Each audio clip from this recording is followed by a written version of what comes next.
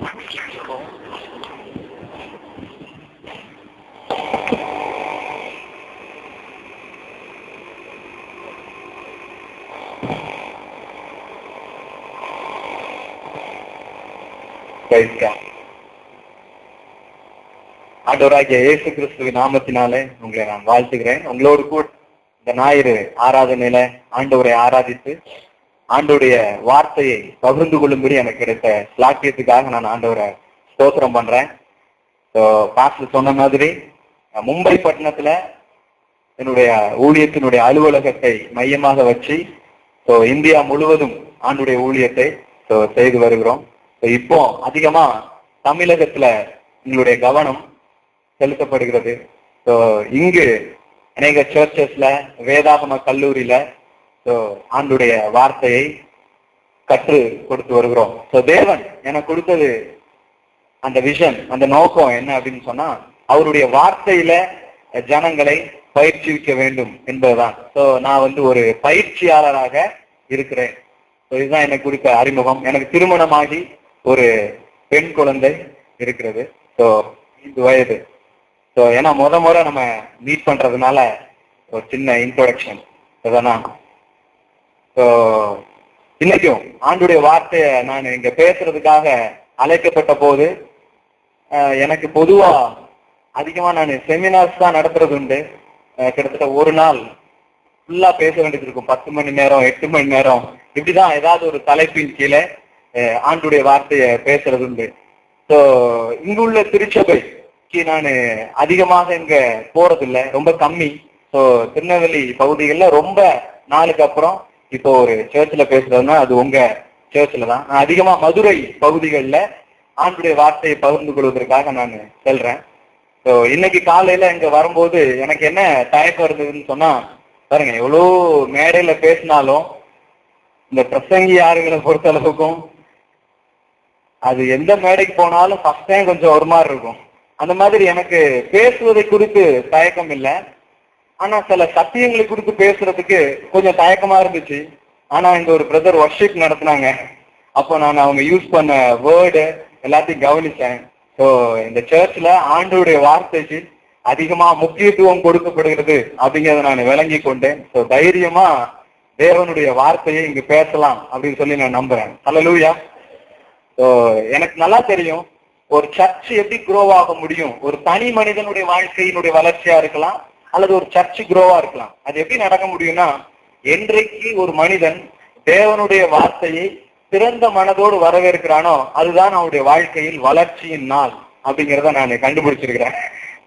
இந்த சர்ச்ல இருக்கிற ஒவ்வொருவரும் இன்றைக்கு அப்படி இருதயத்தை திறந்து அவருடைய வார்த்தையை நீங்கள் வரவேற்க தயாரா இருக்கிறீர்கள் என்று நம்புகிறேன். சரி, ஆண்டுடைய வார்த்தைக்கு நேராக நாம் போகலாம். வேத புத்தகத்துல எபேசியருக்கு எழுதின நிருபம் 1வது அதிகாரம் எடுத்துக்கோங்க. நிறைய வசனம் நானே வாசிடுவேன், சரியா? அப்ப நான் எல்லாருக்கும் கேட்கும். பொதுவா அந்த வசனம் சொன்னா வாசிக்கிறது கொஞ்சம் பேர் இருப்பீங்க, அவங்களாம் இன்னைக்கு கொஞ்சம் பொறுத்துக்கோங்க என்ன. வசனம் எல்லாம் எல்லாருக்கும் கேட்கணும் அப்படின்னு சொல்லி நான் நினைக்கிறேன். அதனால நான் முடிஞ்ச வரைக்கும் வாசிடுவேன். அப்பப்போ உங்க ஹெல்ப் எனக்கு தேவைப்படும். நீங்க என்ன பண்ணலாம், வாசிக்கணும், சரிதானா? எபேசியர் 1வது அதிகாரத்துக்கு 3வது வசனத்தை நான் வாசிக்கிறேன். நம்முடைய கர்த்தராகிய இயேசு கிறிஸ்துவின் பிதாவாகிய தேவனுக்கு ஸ்தோத்திரம். அவர் கிறிஸ்துவுக்குள் உன்னதங்களிலே ஆவிக்குரிய சகல ஆசீர்வாதங்களினாலும் நம்மை ஆசீர்வதித்திருக்கிறார். மக்கள் இன்னைக்கு ஒரு பெரிய பிளெஸிங்ஸ் வேணும் அப்படின்னு சொல்லி விரும்புகிறார்கள். யாருக்கெல்லாம் ஆசீர்வாதம் வேண்டும்? உங்க ஆசை எவ்வளவுங்கிறத இதுல இருந்து தெரிஞ்சுக்கலாம். ஏன்னா உங்க எதிர்பார்ப்புக்கு மேல எப்பவுமே காரியங்கள் நடைபெறுவதில்லை. யாருக்கெல்லாம் ஆசீர்வாதம் வேணும்? ஓகே, ஆசீர்வாதம்னா என்ன? பாருங்க, எல்லாரும் ஆசீர்வாதம் வேணும். நீங்க இப்ப அடுத்தது என்னன்னா, ஆசீர்வாதம்னா என்ன? சமாதானம் வேற, சந்தோஷம் வேற. என்ன வேணுங்கிறது எப்ப தெளிவா தெரியுதோ அப்பதான் நமக்கு கிடைக்கும். லைஃப்ல ரொம்ப முக்கியமானது. நிறைய பேருக்கு அவங்களுக்கு என்ன வேணும்னு அவங்களுக்கு தெரியாது. அது வேணுமாங்க, அதை பத்தி கேட்டா தெரியாது. அந்த மாதிரி ஆசீர்வாதம் வேணும் எல்லாரும் கை தூட்டிங்க. இப்ப ஆசீர்வாதம்னா என்ன அப்படிங்கிறது அடுத்த கேள்வி. சமாதானம், சந்தோஷம் அப்படிங்கிறீங்க. வேற பொருளாதாரம், இது எல்லாமா? சரி பாருங்க, இதெல்லாம் பாருங்க. ஆசீர்வாதம்னா என்ன அப்படிங்கிறது முதல்ல தெரிஞ்சுக்கும் பாருங்க. பிளஸ்ஸிங் அப்படின்னு சொன்னா ஒரு நல்ல கார் வச்சிருக்கிறதோ, நிறைய ஒரு பெரிய வீடு கட்டி இருக்கிறதோ, நிறைய உடைமைகள் வைத்திருக்கிறதோ, நிறைய அதாவது கல்வி அறிவை அதிகம் பெற்றிருப்பதோ, இது எல்லாமே பொதுவா நம்ம எல்லாரும் பிளஸ்ஸிங் அப்படின்னு நம்ம நினைக்கிறோம். ஆனா பாருங்க, ஆசீர்வாதம் கொண்டு வந்த காரியங்கள் தான் அவைகள். ஆசீர்வதிக்கப்பட்ட மனுஷங்கிட்ட நல்ல கார் இருக்குது, வீடு இருக்குது, சந்தோஷம் இருக்குது, மகிழ்ச்சி இருக்கிறது எல்லாமே. ஆனா பிளஸ்ஸிங்ஸ் அப்படின்னு சொன்னா, இப்ப பாருங்க, ஒரு மரம் இருக்கு, அந்த மரத்தினுடைய இலைகள் எல்லாம் ஆடுது. எதனால ஆடுது? காத்து அடிக்க போய் என்ன பண்ணுது? அந்த இலைகள் எல்லாம் ஆடுது. இப்ப காத்து எது அப்படின்னு கேட்டா என்ன சொல்லுவோம்? அந்த இலைகளை நம்ம சொல்ல மாட்டோம். அதாவது அந்த காத்து அடிக்க போய் தான் அந்த இலைகள் எல்லாம் என்ன பண்ணுச்சு? ஆடிச்சு. இப்ப பாருங்க, காத்துனா எது? ஆனா ஆடுது பாருங்க அப்படின்னு சொல்ல மாட்டோம். காத்தை நம்மளால பார்க்க முடியல, ஆனா அந்த காற்று தான் அந்த இலைகளை எல்லாம் அசைய செய்தது. அந்த மாதிரி பிளஸ்ஸிங்ஸ் அப்படின்னு சொன்னா அது நமக்கு ஒண்ணும் தெரியறது இல்ல. ஆனா அந்த பிளஸ்ஸிங்ஸ் வந்தா என்னெல்லாம் நடக்கும் அப்படிங்கிறது நம்ம எல்லாருக்கும் தெரியுது. அப்போ பிளஸ்ஸிங்ஸ் சொன்னா என்ன அப்படின்னு சொன்னா, ஆசீர்வாதம்னா வேற ஒண்ணுமே கிடையாது. ஆசீர்வாதம் என்பது ஆண்டவருடைய பலன், ஆண்டவருடைய அருள், அதுதான் பிளஸ்ஸிங். அந்த பிளஸ்ஸிங்ஸ் வந்தா ஐஸ்வர்யம் இருக்கிறது. வேதம் சொல்லுகிறது, கர்த்தருடைய ஆசீர்வாதம் அதனோடு ஒருத்தர் சொன்னாரு, எனக்கு இந்த பணக்காரன் ஒன்னும் ஆசையே இல்லை பிரதர், இந்த பணமே எனக்கு வேண்டாம் அப்படின்னு சொன்னாரு. சொன்னேன், ஏன் அப்படின்னு கேட்டேன். அது சொன்னாரு, இந்த பணம் வந்துட்டுன்னா தூங்கவே முடியாது. பணம் வந்தா என்ன பண்ண முடியாது? தூங்கவே முடியாது. அதனால அந்த பணம் எனக்கு வேண்டாம் அப்படின்னு சொன்னாரு. அவர் என்ன எங்க பார்த்தாருன்னு எனக்கு தெரியல. உன்னை நான் சொன்னேன், வேதம் சொல்லுகிறது அதனோடு அவர் வேதனையை. ஆண்டவருடைய பிளஸ்ஸிங்ஸ்ல அது வந்துச்சுன்னு சொன்னா நீங்க நல்லா தூங்க முடியும் பிரதர். இப்போ வேணுமா அப்படின்னு கேட்டா அதுக்கப்புறம் யோசிக்கிறாரு. நிறைய பேர் பாருங்க, இந்த பணக்காரங்கன்னா ரொம்ப பணம் வந்துச்சுன்னா நல்லாவே இருக்க முடியாது. இப்படி ஒரு மாற்று கருத்து உடைய சிந்தை தான் நம்முடைய மனங்கள்ல அநேகருக்கு உள்ள கிடைக்குது பாருங்க. கர்த்தருடைய ஆசீர்வாதம் ஐஸ்வர்யத்தை கொண்டு வருகிறது என்று வேதம் சொல்லுகிறது. ஐஸ்வர்யத்தை மட்டும் இல்ல, கர்த்தருடைய ஆசீர்வாதம் ஞானத்தை கொண்டு வருகிறது. கர்த்தருடைய ஆசீர்வாதம் வெற்றியை கொண்டு வருகிறது. கர்த்தருடைய ஆசீர்வாதம் விடுதலையை கொண்டு வருகிறது. கர்த்தருடைய ஆசீர்வாதம் எல்லாத்தையும் கொண்டு வருகிற ஒரு காரியமாக இருக்கிறது. பிளஸ்ஸிங்ஸ் அப்படின்னு சொன்னா அது ஒரு விதமான ஆற்றல், அது ஒரு விதமான அருள். சில பேரு அருள் நம்ம இப்ப சொன்னா கிருபை அப்படின்னு நம்ம சொல்றோம் இல்லையா? இப்ப சில பேர் என்ன நினைக்கிறாங்கன்னா, நான் அதிகமா இந்த ப்ராஸ்பெரிட்டி பத்தி, ஹீலிங்ஸ் பத்தி எல்லாம் அதிகம் பேசுறது உண்டு. ஒருத்தர் என்ன சொன்னார், உலக பழமொழி அப்படின்னு சொன்னார். அவர் சொன்னாரு, பொருள் இல்லாருக்கு இவ்வுலகம் இல்லை அப்படின்னு சொன்னாரு. அவங்களுடைய கான்செப்ட் என்னன்னா, ஒன்னே ஒரு ஆள் கிட்ட அருள் இருக்கணும், இல்லைன்னா என்ன இருக்கணும்? இதான் நிறைய ஒரு மைண்ட் இருக்கிற கான்செப்ட். அருள் இருக்குதுன்னு சொன்னா அவங்ககிட்ட என்ன இருக்காதான்? பொருள் இருக்காது. பொருள் இருக்குன்னு சொன்னா அவங்ககிட்ட அருள் இருக்காது. இதுதான் நிறைய பேருடைய கான்செப்ட். நான் சொன்னேன், அருள்னா வரணும் கிடையாது, கிரேஸ், ஆசீர்வாதம் இதெல்லாம். வேதம் சொல்லுகிறது ஆண்டவருடைய அருள் ஐஸ்வர்யத்தை நமக்கு கொண்டு வருகிறது என்று எழுதப்பட்டிருக்கிறது. ஹல்லேலூயா. ஏதோ அதாவது ஒன்னே இந்த உலகத்துல மோசமா வாழ்ந்தா அங்க நல்லா வாழலாம். இது நிறைய கிறிஸ்தவர்களுடைய மனதில் இருக்கிற ஒரு எண்ணம் பாரு. இங்க எவ்வளவு கஷ்டப்படுறோமோ, இங்க எவ்வளவு மோசமா வாழ்றோமோ, அங்க அதுக்கெல்லாம் மெடல் கொடுக்குறாங்க அப்படிலாம் நினைக்கிற கிறிஸ்தவர்கள் நிறைய பேர் இருக்கிறாங்க பாருங்க. லாஸ்டருக்கு அதெல்லாம் எனக்கு சொல்லியிருக்காங்க சின்ன வயசுல. நானும் ரொம்ப நாள் அதெல்லாம் நம்பிட்டு தான் இருந்தேன். அவன் பாருங்க எப்படி கஷ்டப்பட்டுட்டு இருந்தான், கடைசியில ஆண்டவர் அவனை நல்ல ஒரு வாழ்க்கையில வச்சார். ஒருத்தன் பாத்தீங்கன்னா அவன் ரொம்ப நல்லா வாழ்ந்தான் அந்த உலகத்துல, ஆண்டவர் கடைசியில அவனை தீயில போட்டு வாட்டினாரு அப்படின்ட்டாங்க. அப்போ நீ நல்லா இருக்கிறத பத்தியே யோசிக்காத அப்படிங்கறத மறைமுகமா என்ன பண்ணாங்க, மனதுக்குள்ளே போட்டார்கள் பாருங்க. தேவனற்ற வாழ்க்கை தான் அவனை அந்த இடத்துக்கு கொண்டு போச்சே தவிர நல்லா வாழ்றது ஆண்டவருக்கு விரோதமானது அப்படிங்கிறது கிடையாது பாருங்க. அதை முதல்ல நல்லா நம்ம விளங்கிக்கணும். அந்த பேஸ்ட் உள்ள நம்ம போடணும் பாருங்க. ஆண்டவர் நமக்கு எப்பேற்பட்ட வாழ்க்கையை வைத்திருக்கிறார் என்பது நமக்கு தெரிய வேண்டும். எதை நோக்கி நாம் போகிறோம் என்ற தெளிவுதான் அதை நோக்கி நம்மை நடத்த முடியும். அநேக நேரத்துல நம்ம எதை நோக்கி போறோம், என்ன நமக்கு வைக்கப்பட்டிருக்கிறது, இது எல்லாம் தான் இன்னைக்கு கிறிஸ்தவ விசுவாசிகளுடைய பிரச்சனையா இருக்குது பாருங்க. போய் எது தேவனுடைய சித்தம், எது நமக்காக வைக்கப்பட்டிருக்கிறது, இந்த தெளிவை இந்த கால வேளையில ஆவியானவர் நமக்கு கொடுக்க விரும்புகிறார். அப்ப பாருங்க, பிளஸிங்ஸ் எல்லாத்தையும் கொண்டு வருது, ஆசீர்வாதம் எல்லாத்தையும் நமக்கு கொண்டு வருது. ஆனா இங்க வேத வசனம் சொல்லுகிறது, கிறிஸ்துவுக்குள் உன்னதங்களிலே சகல ஆசீர்வாதங்களினாலும் அவர் நம்மை ஆசீர்வதித்திருக்கிறார். எல்லாரும் சொல்லுங்க, சகல ஆசீர்வாதத்தினாலும் என்னை ஆசீர்வதிப்பார். அப்படி போட்டிருக்கா? என்ன போட்டிருக்குது? இனி நடக்க போகிறதா இல்ல நடந்து விட்டதா? அப்ப ஆசீர்வாதம் யாருக்கெல்லாம் வேணும்னு நல்லா கவனிங்க. சகல ஆசீர்வாதங்களினாலும் நம்மை ஆசீர்வதித்திருக்கிறார். இட் இஸ் ஆல்ரெடி டன், ஏற்கனவே நடந்து விட்டது என்று வேதம் சொல்லுகிறது. அதாவது the past tense of God's word அப்படின்னு சொல்லுவாங்க. அதாவது ஆண்டவருடைய வார்த்தைகள்ல நிறைய காரியங்கள் நிகழ்ந்து விட்டதாக கூறப்படுகிறது. அதை நாம் கவனிக்கணும். எல்லா ஆசீர்வாதங்களினாலும் எதுவுமே பாக்கி இல்லை. எல்லாரும் சொல்லுங்க, சகல. அதுக்குள்ள என்னெல்லாம் வேணுமோ அதெல்லாம் வச்சுக்கோங்க. வேலையா இருக்கலாம், சமாதானமா இருக்கலாம், என்ன நீங்க தேடி வந்திருக்கீங்களோ அது எதுவா வேணா இருக்கலாம். அது எல்லாத்தினாலும் அவர் உங்களை ஏற்கனவே ஆசீர்வதித்திருக்கிறார். எல்லாம் சொல்லுங்க, நான் ஏற்கனவே ஆசீர்வதிக்கப்பட்டவன். எல்லா நன்மைகளால தேவன் உங்களை ஆசீர்வதித்திருக்கிறார். அப்போ ஒரு பாருங்க, நிறைய நேரத்துல சரி ஆசீர்வதித்திருக்கிறார வேதத்துல சொல்லி இருக்குது ஐயா, ஆனா என் வாழ்க்கையில அது இல்லையா அப்படிங்கிற கேள்வி உங்களுக்கு இருக்கலாம்.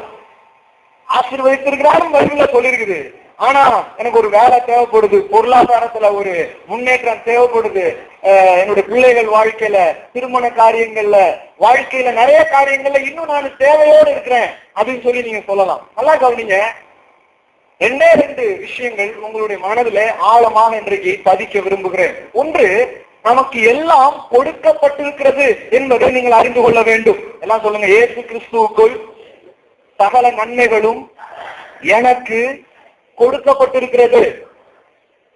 அநேகர் என்ன நினைக்கிறாங்கன்னா, நம்ம ஆலயத்துக்கு இப்ப நம்ம ஜெபிக்க ஆரம்பிச்ச உடனே, ஆண்டவரே இந்த காரியங்கள்லாம் எனக்கு நடக்கணும், இந்த காரியங்கள்லாம் எனக்கு செய்யணும் அப்படின்னு ஜெபம் பண்ண ஆரம்பிச்ச உடனே ஆண்டவர் பரலோகத்துல இருந்து இறங்கி சரி இதெல்லாம் செய்வோம் அப்படின்னு செய்வார் அப்படின்னு அநேகர் நினைக்கிறாங்க. அநேகருடைய எண்ணம் அப்படிதான் இருக்குது. ஆனால் அது வேதத்திற்கு ஒத்த எண்ணம் அல்ல என்பதை உங்களுக்கு சொல்ல விரும்புகிறேன். வேதம் என்ன சொல்லுகிறது என்றால், தேவனுடைய குமாரன் இந்த பூமியில எப்பொழுது இறங்கி வந்தாரோ அப்பொழுது அவர் மனுஷனுக்கு தேவையான ரட்சிப்பை, மீட்பை, சுகத்தை, விடுதலையை, என்ன மனிதன் இறந்து போனானோ அதையெல்லாம் மீட்டு அவனுக்கென்று ஏற்படுத்தி வைத்து அவர் சிங்காசனத்துக்கு ஏறி அங்க போய் என்ன பண்ணிட்டு இருக்கிறாரு? வேதம் சொல்லுகிறது, அவர் என்ன பண்ணிருக்கிறாரா? அமர்ந்தார். எல்லாம் சொல்லுங்க, இயேசு சிங்காசனத்தில் வீற்றிருக்கிறார். அப்படின்னா என்ன அர்த்தம் தெரியுமா? எப்போ உட்காருவீங்க? வேலைலாம் முடிஞ்சாதான் உட்காருவீங்க. எல்லாம் முடிந்ததுன்னு சொன்னார். அப்போ அநேகர் என்ன நினைக்கிறாங்கன்னா, இனிமேதான் அவர் ஏதோ ஒண்ணு செய்ய போகிறார். அதனாலதான் சில பேருடைய ஜபம் கூட எப்படி இருக்குன்னா, ஆண்டவரே இறங்கி வாரும், இப்ப ஏதாவது என்ன பண்ணும் செய்யும் அப்படின்லாம் கேக்குறாங்க. எப்படியாவது 10 நாள் பல்ல கடிச்சு உபவாசம் போட்டாவது அவரை இறக்கி அவரை எனக்காக சம்மதிக்க வச்சிடலாம் அப்படிலாம் மக்கள் எண்ணி என்னெல்லாமோ இன்னைக்கு ட்ரை பண்ணிட்டு இருக்காங்க. ஒருத்தர் என்கிட்ட சொன்னாரு, நான் சிங்காசனத்தை பிடிச்சி ஆத்மா ஆக்கிடுவேன்ல அப்படிங்கிறாரு. இப்படி என்னெல்லாமோ சில ட்ரக் எல்லாம் யூஸ் பண்ணிதான் கர்த்தரை இவங்களுக்காக சம்மதிக்க வச்சு அவர் என்னமோ தரமாட்டேன்னு இப்படி நிக்கிற மாதிரியும், இவங்க பாஸ்டிங் போட்டு அதே அவர் அப்படியே கொஞ்சம் திருப்பி கடைசியில் அவர் செய்ய வச்சிருது. அவர் சொல்லியிருக்கிறார், நான் கர்த்தர், நான் மாறாதவர். பாருங்க, ஜபம் தேவனை மாற்றுவதில்லை, ஜபம் ஜெபிக்கிற மனிதனை மாற்றுகிறது. ஜபம் கடவுளை மாற்றுறதுக்காக பண்றது இல்லைங்க. ஜபம் உங்களை மாற்றுறதுக்காக பண்றதுதான். நீங்க ஜெபம் பண்ண ஆரம்பிக்கும் போது அவருடைய விருப்பம் என்ன, அவருடைய சித்தம் என்ன, அவருடைய நோக்கம் என்ன, இதெல்லாம் விளங்கிக்க ஆரம்பிக்கிறீங்க. அதான் பிரேயர். நல்லா கவனிங்க. அப்ப இனிமேல் எனக்கு ஒன்று செய்யப்படுவதாக தான் அநேக கிறிஸ்தவர்கள் நினைக்கிறார்கள். இனிமேதான் ஒண்ணு நடக்க போகுது, இனிமேதான் எனக்கு ஒரு காரியம் நடைபெற போகுதுன்னு நினைக்கிறார்கள். ஆனால் இந்த காலை நேரத்துல பரிசுத்த ஆவியானவர் தேவனுடைய வார்த்தையை கொண்டு நம் இருதயங்களில் எழுத விரும்புகிற சத்தியம் என்ன? எல்லாம் கிறிஸ்துவுக்குள் உனக்கு அருளப்பட்டிருக்கிறது என்பதான் அந்த சத்தியம். ஹல்லேலூயா. எல்லாம் சொல்லுங்க, சகலமும் இயேசு கிறிஸ்துவுக்குள் கொடுக்கப்பட்டிருக்கிறது. It is already given through the Christ Jesus. இயேசு கிறிஸ்துவின் மூலமாக எல்லாரும் உங்களுக்கு கொடுக்கப்பட்டிருக்கிறது. ஆதாமுக்குள்ளே நீங்கள் எல்லாவற்றையும் இழந்தீர்கள், நீங்கள் எல்லாவற்றையும் மீட்டுக் கொண்டிருக்கிறீர்கள் என்பதுதான் தேவனுடைய சத்தியமாக இருக்கிறது.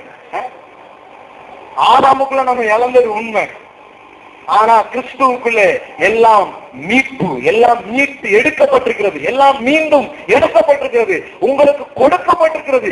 இப்பொழுது தேவனுடைய நன்மைகள் எல்லாம் உங்களுடையதாக இருக்கிறது என்பதை நீங்கள் அறிந்து கொள்ள வேண்டும். உங்க பாக்கெட்ல ஒரு 1000 ரூபாய் இருக்குது, ஆனா அது இருக்கிறதே உங்களுக்கு தெரியல, அப்புறம் என்ன யூஸ்? இல்லாத மாதிரிதான் நீங்க நடந்துப்பீங்க. இப்ப நிறைய பேருடைய மைண்ட்ல கூட தான் ஒரு ஆசீர்வதிக்கப்பட்டவன் என்ற எண்ணமே கிடையாது. ஆசீர்வதிக்கப்பட்டிருந்தால் கூட நீங்கள் அப்படி எண்ணாத பட்சத்தில் அது உங்க வாழ்க்கையில் வேலை செய்ய முடியாது. ரொம்ப வேகமா போறனா மெதுவா போறனா? எத்தனை பேர் என் கூட இருக்கிறீங்க? அறியுதா? நல்லா கவனிங்க. ஒன்று உங்களுக்கு ஒன்று கொடுக்கப்பட்டிருந்தாலும், ஒன்று உங்களுக்கு இருந்தாலும் அது இருக்கிறது என்பது நீங்க தெரியலன்னு சொன்னா அது இல்லாததுக்கு சமமாகவே இருக்கிறது. இந்த 1000 ரூபாய் தாள் மாதிரி அது இருக்குன்னு உங்களுக்கு தெரியணும். உங்க பாக்கெட்ல 1000 ரூபாய் இருக்குது. உங்க தாத்தா சாகும் போது ஒரு உயிர் எழுதுறாரு வச்சுக்கோங்க, உங்களுக்காக 100 கோடி ரூபாய். எங்க தாத்தானா இங்க 100 கோடி வச்சிருக்கா, கடன் தான் வச்சுட்டு போறாரு. நிறைய பேர் அப்படிதான் நினைக்கிறாங்க. ஒரு எக்ஸாம்பிள், ஒரு 100 கோடி ரூபாய் உங்க பேர்ல டெபாசிட் பண்ணிருக்கான்னு வச்சுக்கோங்க. ஆனா அது உங்களுக்கு தெரியவே இல்லை. அது தெரியாத போது எப்படி நீங்க அனுபவிப்பீங்க? அப்போ எந்த ஒரு விஷயத்தையும் நீங்க முதல்ல அனுபவிக்கணும்னு சொன்னா அது உங்களுடையது, அது உங்களுக்கு கொடுக்கப்பட்டிருக்கிறது என்பது உங்களுக்கு முதலாவது தெரிய வேண்டும். அதான் முதல் விஷயம். நீங்க அததான் முதல்ல உங்க மைண்ட்ல ஆழமா நீங்க ஏற்றிக்கணும். எதுவும் இல்லாதவன் போல, ஒன்றுமே கிடைக்காதது போல கத்தாலே அப்படின்னு சொல்லி நீங்க கெஞ்ச வேண்டியது இல்லை. அநேகர் இன்னைக்கு அப்படிதான் எண்ணிக்கொண்டிருக்கிறார்கள் தங்களை. வேதம் சொல்லுகிறது, கிறிஸ்துவுக்குள் சகல ஆசீர்வாதங்களினால் அவர் உங்களை ஆசீர்வதித்திருக்கிறார். எல்லாம் சொல்லுங்க, நான் ஆசீர்வதிக்கப்பட்டவன். சொல்லிட்டே இருங்க. பிளஸிங்ஸ் வந்து குமியலன்னா அப்புறம் எனக்கு சொல்லுங்க. ஆசீர்வாதம் வந்து உங்களை குமியலன்னு சொன்னா, வேலைகள் வந்து உங்களுக்கு வந்து வாய்க்கலன்னு சொன்னா நீங்க அப்புறம் கேளுங்க. நான் வெறும் பிரசங்கம் பண்றதுக்காக இந்த இடத்துல வரல. என் வாழ்க்கையை சாதாரண நிலையிலிருந்து நான் துவங்கி ஒவ்வொரு நாளும் இந்த வார்த்தை தருகிற ஆசீர்வாதத்தை நான் அனுபவித்து இந்த இடத்தில் நின்று பேசிக் கொண்டிருக்கிறேன். ஹல்லேலூயா. காட் கிரேஸ்ல எத்தனையோ இடங்களுக்கு நான் போயிருக்கிறேன். அந்த கிறிஸ்துமஸ்ல அவரோடு கூட ஆண்டுடைய வார்த்தையை நான் பகிர்ந்துகிட்டேன். அங்க பாத்தீங்கன்னா எல்லாம் பெரிய பெரிய ஆட்கள், 40 ஆட்களா உட்கார்ந்துருக்கிறாங்க. நான் வெறும் 26 வயது இளைஞனை தேவன் அங்கு உட்கார வைத்தார். நான் எண்ணி பார்த்தேன் அவருடைய கிருபை எவ்வளவு ஆச்சரியமானது என்பதை. ஹல்லேலூயா. பாருங்க, எத்தனையோ பேர் கூட நான் மேடையை பகிர்ந்துட்டு இருக்கேன், எத்தனையோ இடங்கள் போயிட்டு இருக்கேன், ஆச்சரியமான காரியங்கள் வாழ்க்கையை அனுபவிச்சுட்டு இருக்கேன். ஒரு சீக்ரெட் வந்து என்னன்னு சொன்னா, எனக்கு என்ன இருக்கிறது என்பதை அறிந்து கொண்டதுதான் சீக்ரெட். ஹல்லேலூயா. நான் சொல்லுங்க, நமக்கு நிறைய இருக்கு. நம்முடைய பிரச்சனை இல்லாம கிடையாது, அறியாம தான் பிரச்சனை. உங்கள் பிரச்சனை இல்லாம அல்ல. நான் ஒரு புக்ஸ் எழுதியிருக்கேன். அந்த புக்ஸ்ல நான் போட்டிருக்க டாபிக் அதுதான். இன்றைய நமது பிரச்சனை இல்லாம அல்ல, அறியாமையே. எல்லாம் சொல்லுங்க, இன்றைய நமது பிரச்சனை இல்லாம அல்ல, அறியாமை. எதுவுமே இல்லாத நம்ம நினைச்சிட்டு இருக்கிறோம், ஆனா அது உண்மை கிடையாது. உங்களுக்கு என்ன இருக்கிறது என்பதை நீங்கள் அறியாததுதான் உங்கள் பிரச்சனையாக இருக்கிறது. நீங்க வீட்டுக்கு போய் ஓசியா தீர்க்கதரிசன புத்தகம் அப்படின்னு வேதத்துல ஒரு பேசேஜ் இருக்கு இல்லையா, அதை ஃபுல்லா நீங்க வாசித்து பாருங்க. அங்க ஆண்டவர் ஒரே ஒரு சத்தியத்தை மீண்டும் மீண்டும் வலியுறுத்துகிறதை நீங்கள் பார்க்க முடியும். என்ன அந்த சத்தியம் சொன்னா, அறிவு, நாலேஜ் அப்படிங்கறத திரும்ப திரும்ப பேசுவதை நீங்கள் பார்க்க முடியும். என் ஜனங்கள் அறிவில்லாமல் சங்காரமாகிறார்கள். யாரு? பிரஜாதியை பத்தி இது சொல்லலங்க. இது யார பத்தி சொல்றாரு? என்ன சொல்லுங்க, அவருடைய ஜனம். நல்லா போதிக்காரு, ஆனா அவருக்கு ஏன் அப்படி நடந்தது அப்படிங்க. நான் பதில் சொல்றேன் ஏன் நடந்ததுன்னு சொல்லி. கர்த்தர் வந்து யாருடைய வாழ்க்கையில அப்படி நடப்பிக்கிறது கிடையாது. அவர் நல்லவர். அவர் எந்த தீமையும் கொண்டு யார் மேலையும் கொட்டுறது இல்லை. ஆனா ஆண்டவருடைய பிள்ளை பாதிப்புக்கு உள்ளாகிறார்கள் என்று சொன்னால், சில தோல்வி நிலையை அவர்கள் தழுவுகிறார்கள் என்று சொன்னால், தேவன் அதற்கு காரணர் அல்ல. வேதம் சொல்லுகிறது, உங்கள் அறியாமைதான் உங்களை இல்லாமை என்கிற அந்த நிலைக்குள்ளே வைத்திருக்கிறது. அது எந்த நிலையா வேணாலும் இருக்கலாம். உங்க வாழ்க்கையில எந்த நிலையை நீங்கள் எட்ட விரும்புகிறீர்கள், அது எதுவா வேண்டுமானால் இருக்கலாம். ஆனால் அந்த நிலை உங்களுக்கு வைக்கப்பட்டிருக்கிறது என்பதை நீங்கள் முதலாவது அறிந்து கொள்ள வேண்டும். அப்ப உங்களுடைய பிரச்சனை என்ன? நான் எப்போதுமே சொல்லுவேன், பிரச்சனையை தீர்க்கணும்னா முதல்ல பிரச்சனை என்னங்கிறது தெளிவா தெரியணும். உங்களுக்கு வயிற்று வலி, நீங்க ஆஸ்பத்திரிக்கு போயிருக்கீங்க, ஆனா தலைவலிக்கு மாத்திரை கொடுத்தாருன்னு அப்படி இருக்கும். அது மாதிரிதான் உங்க பிரச்சனை என்னன்னு உங்களுக்கு தெரியல. அநேகருடைய பிரச்சனை என்ன தெரியுமா? நான் சொல்றேன் பாருங்க, அவங்களுடைய பிரச்சனை என்னங்கிறது அவங்களுக்கு தெரியாதுதான் அவங்களுடைய பிரச்சனை. இதோ திருக்குறள் சொன்ன மாதிரி இருக்கா? அவங்க பிரச்சனை என்னங்கிறது அவங்களுக்கு தெரியாது, அதான் அவங்களுடைய பிரச்சனையா இருக்கு. நான் சொல்றேன், அவங்க பிரச்சனை என்ன தெரியுமா? இல்லாமை கிடையாது, அறியாமை. உங்களுக்கு என்ன கொடுக்கப்பட்டிருக்கிறது, நீங்க யார், நீங்க எப்படி வாழ முடியும், எப்பேற்பட்ட வாழ்க்கையை கல்வாரி சிலுவையின் மூலமாய் தம்முடைய ரத்தம் சிந்துதலின் மூலமாய் உங்களுக்கு ஏற்படுத்தி இருக்கிறார் என்பதை நீங்கள் காண வேண்டும், அதை அறிய வேண்டும். அதான் ரொம்ப முக்கியம். நான் சொல்லுங்க, அறிவு. அவர் சொல்றாரு, வலியை அல்ல, நான் எதை விரும்புறேன், தேவனை பற்றிய அறிவையே நான் என்ன பண்றேன், விரும்புறேன்.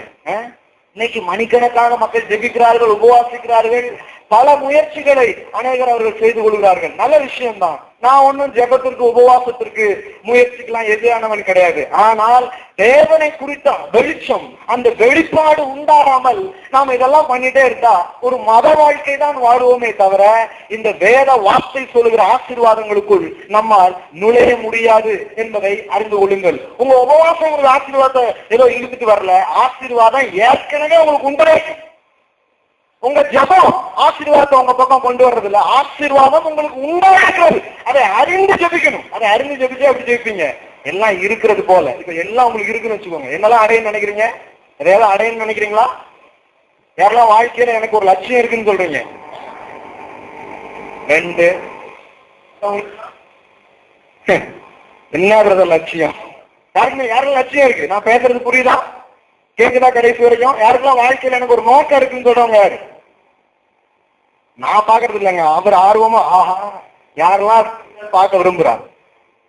இந்த குழந்தை, இந்த பிள்ளைங்க மாதிரி நீங்க தேவனுடைய ராஜ்யத்தை ஏற்றுக்கலன்னா அதை நீங்க அனுபவிக்க முடியாது. அதான் அர்த்தம்.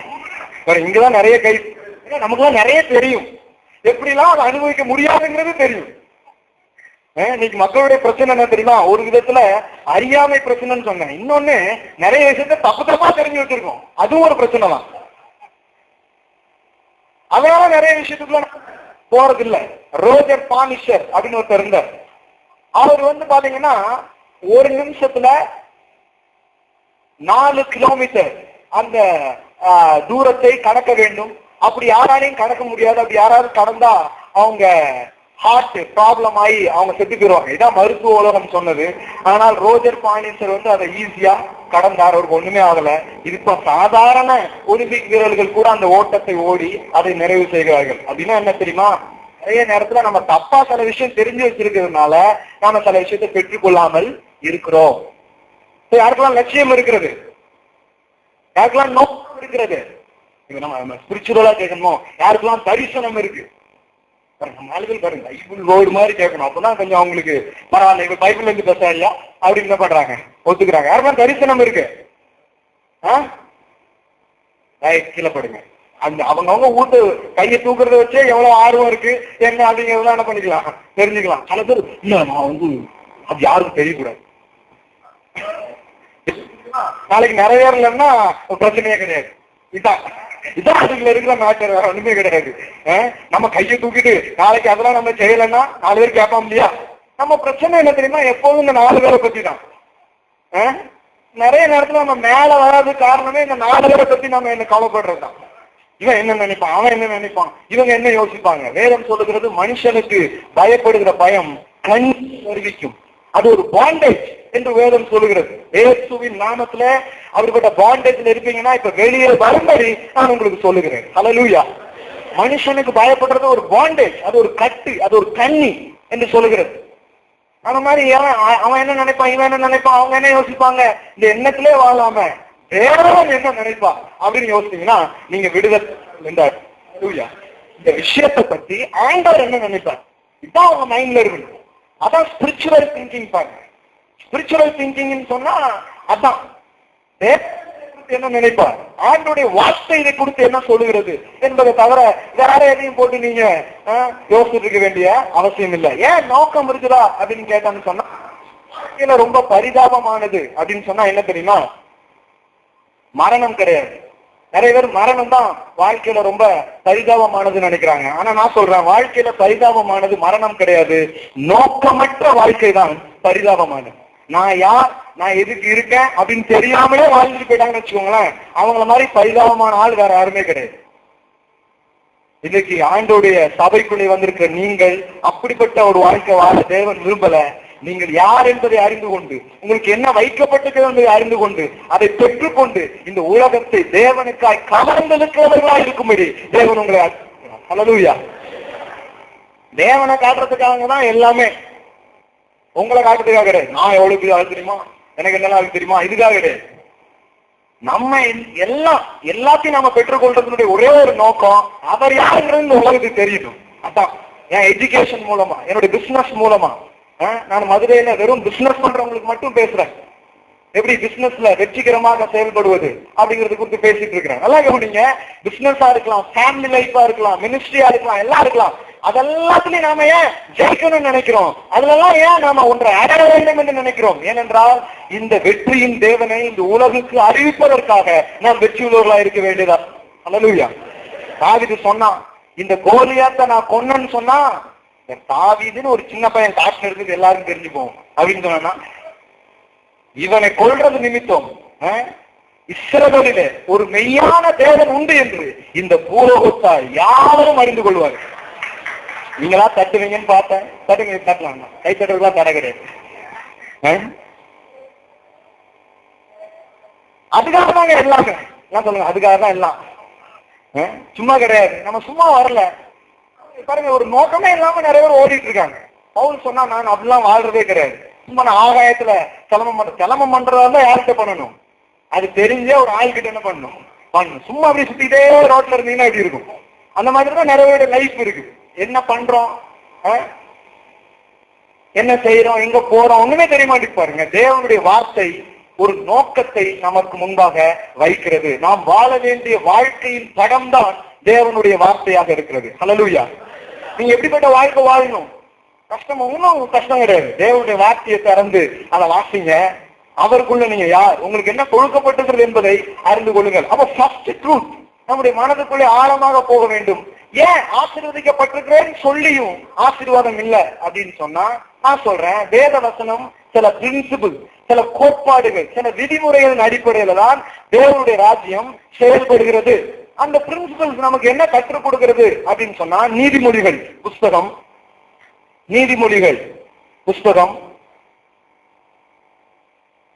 நீதிமொழிகள் எடுத்துக்கோங்க. நீதிமொழிகள்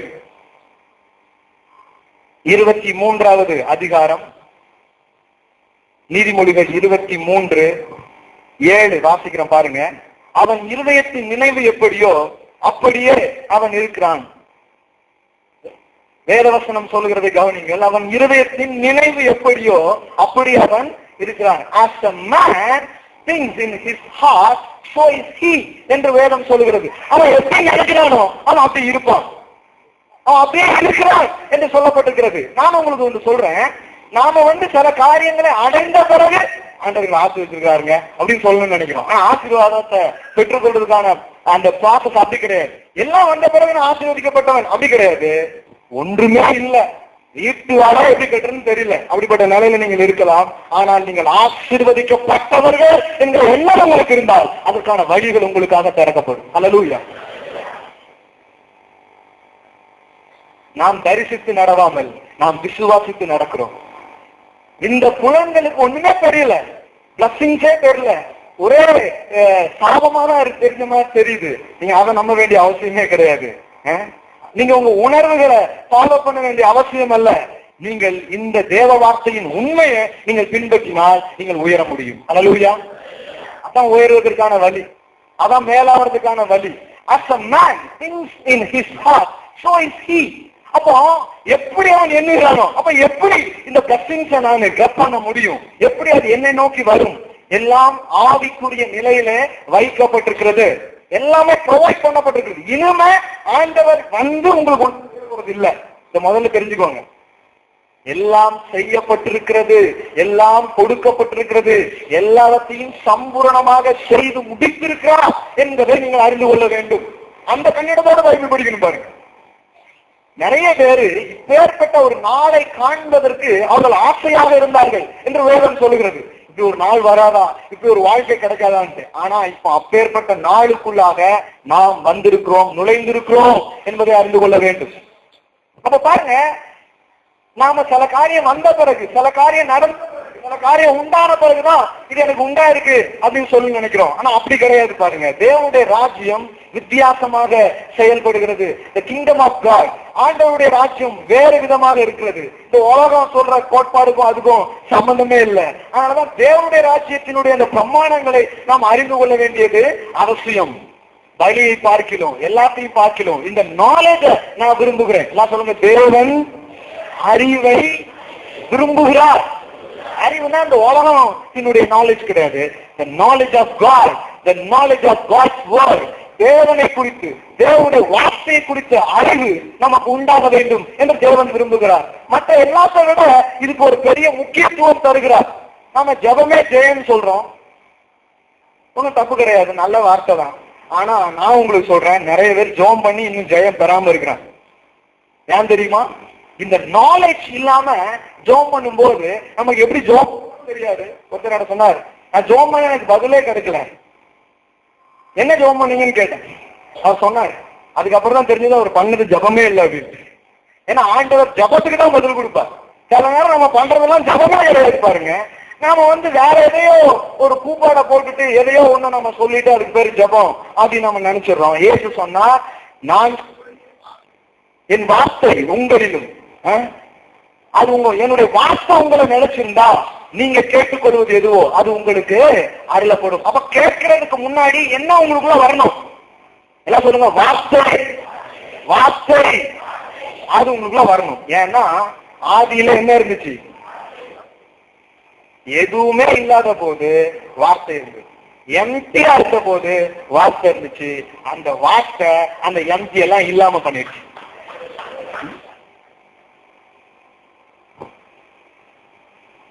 சீக்ரெட் எதுவுமே இல்லை. நீங்க லைஃப்ல எதுவுமே இல்லையா, பரவாயில்ல, எதுவுமே இல்லைன்னா கூட பரவாயில்ல, உங்களுக்கு வார்த்தை இருந்தா போதும். உங்களுக்கு வாழ்க்கை இருக்கிறது, எதிர்காலம் இருக்கிறது என்று கர்த்தருடைய ஆவியானவர் சொல்லுகிறார். ஹல்லேலூயா.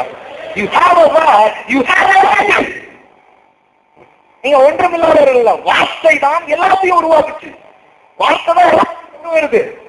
சோ அதுக்கு முக்கியத்துவம் கொடுக்கிற தனிநபர் சர்ச், அதனுடைய வளர்ச்சியை எந்த பாதாளத்தின் வல்லமைகளும் மேற்கொள்ளவே முடியாது. அதை பத்தி தான் எனக்கு பேசுறார். பேசும்போது அதை சொன்னார், இந்த வெளிப்பாடு அவர் யார் என்ற அந்த வெளிப்பாடு, அந்த வெளிப்பாட்டை பெற்ற சர்ச் அந்த மனிதனை மேற்கொள்வதற்கு இந்த உலகத்துல ஒரு சக்தியும் இல்லை, ஒரு வல்லமையும் இல்லை. ஏன்னா இந்த வெளிப்பாடுக்கு முன்பாக, இந்த ரெவலேஷனுக்கு முன்னாடி எதுவுமே நிக்க முடியாது, மற்றதெல்லாம் இல்லாமல் போய்விடும். நான் சொல்றேன், உங்க லைஃப்ல ஒரு ப்ரையாரிட்டி, ஒரு முன்னுரிமை நம்ம கொடுக்க வேண்டியது அவசியம். அது என்னன்னா நாலேஜ். நமக்கு என்ன உண்டா இருக்கிறது, என்ன இனிமே நம்ம அவரை அப்படியே உழுக்கிறதுனால அவர் அப்படியே கொட்ட போறது இல்லை. எல்லாவற்றையும் கிறிஸ்துவின் மூலமாய் உங்கள் மேலே கொட்டி இருக்கிறார் என்பதை அறிந்து கொள்ளுங்கள். சுகத்தை கொட்டி இருக்கிறார், ஆசீர்வாதத்தை கொட்டி இருக்கிறார், நன்மையை கொட்டி இருக்கிறார், விடுதலையை கொட்டி இருக்கிறார். அது தெரியாம நிறைய ஆவிக்குரிய கூட்டங்கள்லாம் போயிட்டு வந்துட்டாங்க. ஆனா இன்னும் ஒரு விடுதலையும் என்ன பண்ணவே இல்லை, அடையவே இல்லை. நான் 10 மீட்டிங் அட்டன் பண்ணிட்டேன் பிரதர், 10 மீட்டிங் அட்டன் பண்ணா விடுதலை வரும்னு சொல்லவே இல்லை. 10 வருஷமா நான் போயிட்டு இருக்கேன். எத்தனை வருஷமா நீங்க போயிட்டு இருக்கீங்கிறது பிரச்சனை கிடையாது, நீங்க அறிந்து கொண்டீர்களா என்பதுதான் பிரச்சனை. இயேசு பேசின அந்த திருச்சபையில தேவனுடைய நன்மைக்கு சொந்தக்காரியாகிய ஒரு பெண் 18 வருஷம் பிசாசினாலே பிடிக்கப்பட்டு அங்க உட்கார்ந்து இருந்தா பாருங்க. அவ கிடையாது, ஆபிரகாமின் குமாரத்தி. எல்லாம் சொல்லுங்க, ஆபிரகாமின் குமாரத்தி அப்படின்னா யாரு? வாக்கு தத்துவத்துக்கு சொந்தக்காரங்க, வாக்கு தத்துவத்தின் எல்லா நன்மைகளுக்கும் சொந்தக்காரங்க. ஆனா அந்த அம்மாவுக்கு அதை யாருமே சொல்லல. பாருங்க என்ன பிரசங்கம் பண்ணிருக்காங்கன்னு எனக்கு தெரியல. வாரம் வாரம் ஏதோ ஒண்ணு நடந்துட்டு இருக்குது, ஏதோ மத பிரசங்கம், 10 கோட்பாடுகள் 10 இது அப்படின்னு என்னமோ நடந்திருக்குது. ஆனா அந்த அம்மா உட்கார்ந்துட்டு இருந்தது. ஏசு என்ன பண்ணாரு? அந்த அம்மா சுகமாகறதுக்காக ஜெபம் பண்ணவே இல்லை. நீங்க நல்லா படிச்சு பாருங்க. பிதாவே எப்படியாவது ஒரு விடுதலை பாருமப்பா அப்படின்னா ஏசு என்ன பண்ணவே இல்லை, ஜெபிக்கவே இல்லை. ஏசு சொன்னார், நீ ஆபிரகாம், நீ யாருங்கிறத சொல்ற அதை சொல்லி அதை வாசித்து பாத்தீங்கன்னா சொல்லி அழகா சொல்லி இருக்கிறோம். ஆபிரகாம் குமாரத்தி என்பதை அவளுக்கு அறிவிக்கிறார். அவன் மேல ஜஸ்ட் கைய வைக்கிறார். அவள் அதை விசுவாசிக்கும்படி அவளுக்கு உதவி செய்கிறாள். அந்த நேரமே அந்த கூனியா இருந்த 18 வருஷம் கூனியா இருந்த அவருடைய வாழ்க்கை நிமிர்கிற வாழ்க்கையாக மாறினது. அல்லேலூயா. உங்களுக்கு கொடுத்த தேவனுடைய விருப்பம் என்ன? நீங்க கூனி குறுகி போறது கிடையாது. நீங்கள் நிமிர்ந்து தலை நிமிர்ந்து வாழும்படி தேவன் விரும்புகிறார். அதான் உங்களை கொடுத்த தேவனுடைய விருப்பம், அதான் உங்களை கொடுத்த தேவனுடைய நோக்கம். உங்க படிப்பு, உங்க லைஃப், எந்த விஷயமா இருக்கட்டும் நீங்கள் நிமிர வேண்டும். அதனாலதான் பழைய ஏற்பாட்டுல வாசிக்கிறோம், அவர் நம்மை நிமிர்ந்து நடக்க பண்ணுகிற தேவனா இருக்கிறார். ஹல்லேலூயா. எல்லாம் சொல்லுங்க, என்னுடைய ஆண்டவர் என்னை தலை நிமிர பண்ணுகிறவர். அதெல்லாம் சொல்லுங்க. அதான் திங்க் பண்ணும். எப்படி நாம எப்படி பாருங்க, நீங்கள் யார் என்பதுதான் இது ஒரு பிரின்சிபல். பாருங்க, நீங்கள் யார் என்பதுதான் உங்கள் நடத்தையை முடிவு செய்கிறது. நீங்கள் யார் என்பதுதான், நீங்கள் யார் என்ற அந்த வெளிப்பாடுதான் உங்கள் வாழ்க்கையே முடிவு செய்கிற முக்கியமான விஷயமா இருக்கிறது. இப்ப பாருங்க, who we are determine what we do. It's not determine what we do, who we are. நீங்க யார் என்பதுதான் உங்கள் நடத்தையை நிர்ணயம் செய்கிறது. நாம நம்முடைய நடத்தைகளை வச்சு நாம யாருன்னு முடிவு பண்றோம். நம்முடைய வாழ்க்கையெல்லாம் பார்த்து, ஓஹோ நான் தரித்திரம் பிடிச்சவன் தான் போல. சில பேர்லாம் அப்படியே என்றாங்க, அதை அப்படியே நம்புறாங்க, அப்படியே ஆழமா உறுதியா இருக்குது அவங்க மனசுல. அதெல்லாம் நீங்க உடைக்கப்படணும். கர்த்தருடைய வார்த்தை இப்படிப்பட்ட தேவையற்ற அரண் நிர்மூலமாக்குகிற வார்த்தையாக அது இருக்கிறது. பாருங்க, அதை வரவே இருக்கணும். கர்த்தாவே நான் அப்படி கிடையாது, நான் ஆசீர்வதிக்கப்பட்டவன் அப்படிங்கிற எண்ணங்கள் உங்களுக்குள்ள பெருக்கிக்கணும். பாருங்க, அதான் ரொம்ப முக்கியம். சில பேர் பஸ் ஸ்டாப்ல நிற்பாங்க, அவங்க கிழக்கு போறதுக்கு நின்னா அவங்க சொல்லுவாங்க, அவங்க சொல்றது நான் கிழக்கு போறதுக்கு நின்னா மேக்கப் பார்த்தா எல்லா பஸ்ஸும் போகுது, எனக்கு மட்டும் ஏன் அப்படி நடக்கு? அதாவது அவங்களை குறித்து என்ன பிக்சர் இருக்குன்னா, இந்த உலகத்திலேயே துரதிருஷ்டசாலி நான் தான், இந்த எண்ணத்தை வச்சுக்கிட்டு கடவுள் என்னை ஆசீர்வதிக்கவே மாட்டேங்கார் அப்படின்னு.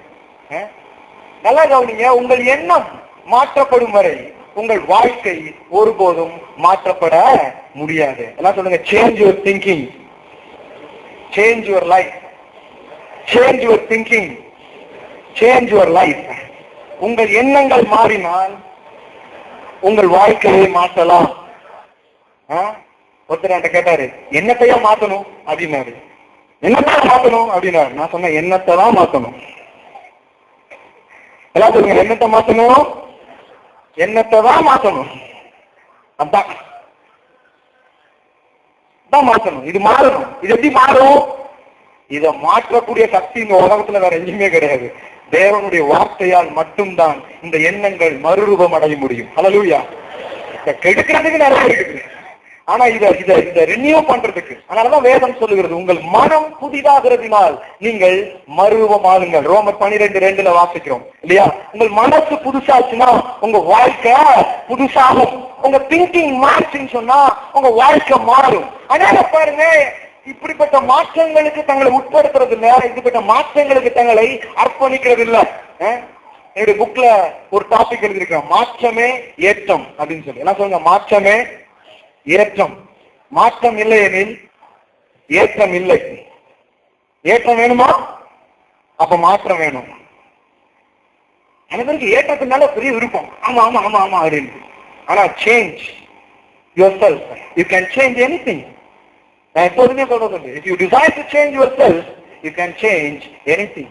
நீங்கள் உங்களை மாற்றிக்கொள்ள முடிவெடுத்தால் உங்களால் எதையும் மாற்ற முடியும். ஹல்லேலூயா. எல்லாம் சொல்லுங்க, நீங்கள் இப்படி உங்களை யாரையோ பார்த்து சொல்லுவோம், முதல்ல உங்களை பார்த்து சொல்லுங்க. எல்லாம் சொல்லுங்க, நீங்கள் உங்களை மாற்றிக்கொள்ள முடிவெடுத்தால் உங்களால் எதையும் மாற்ற முடியும். If you desire to change yourself, you can change anything. பாருங்க, லைஃப்ல நாம அடைய வேண்டியதெல்லாம் ஆண்டவர் எங்கேயோ ஒரு பாருங்க, அதெல்லாம் நம்ம கிட்ட இருக்குது, ரொம்ப சமீபமா இருக்குது. ஆனா நம்ம அதை அறிஞ்சிக்காம தான் அதை பெற்றுக்கொள்ளாமல் இருக்கிறோம். நாம் பெற்றுக்கொள்ளாததினால் நமக்கு அருளப்படவில்லை என்று அர்த்தம் இல்லை. நீங்க ஒன்று அடையலைங்கிறதுனால அதை அடையவே முடியாதுன்னு சொல்ல முடியாது. அது உங்க எக்ஸ்பீரியன்ஸ். சில பேர் சொல்லுவாங்க, ஏன் அனுபவத்துல நான் என்ன சொல்றேன்னா, உங்க அனுபவம் எனக்கு வேண்டவே வேண்டாம். நான் அந்த அனுபவம்லாம் ரொம்ப என்ன பண்றது இல்ல, அது ஆண்டவருடைய வார்த்தையின்படி இருந்தா அதை என்ன பண்ணலாம், ஏத்துக்கலாம். சில பேர் பாருங்க, எங்க எக்ஸ்பீரியன்ஸ்ல நான் ஊழியத்துக்கு வந்த புதுசுல எல்லாம் சொன்னாங்க, இப்ப எல்லா இடத்துக்கும் போறேன், நிறைய அறிமுகங்கள் இருக்குது, என்னால டிராவல் பண்ண முடியாத அளவுக்கு ஆண்டவர் எல்லாத்தையும் எனக்கு கொடுத்துட்டு இருக்காரு. ஆனா ஆரம்பத்துல சொன்னாங்க, தம்பி நம்ம ஊழியன்னா எப்படி தெரியுமா அப்படின்னு எனக்கு டீச் பண்ணாங்க. அதாவது நீங்க கொஞ்சம் முன்னே ஓரடி எடுத்து வச்சுன்னு வச்சுக்கோங்களேன், ஏன் உங்களுக்கு பின்னாடி கட்டிடுவாங்க. இதான் பாத்துக்கோங்க, இதான் மனுஷர்கள், இதான் ஊழியம். இல்ல எனக்கு சொன்னாங்க பாருங்க, அது கதைலாம் வேற சொன்னாங்க.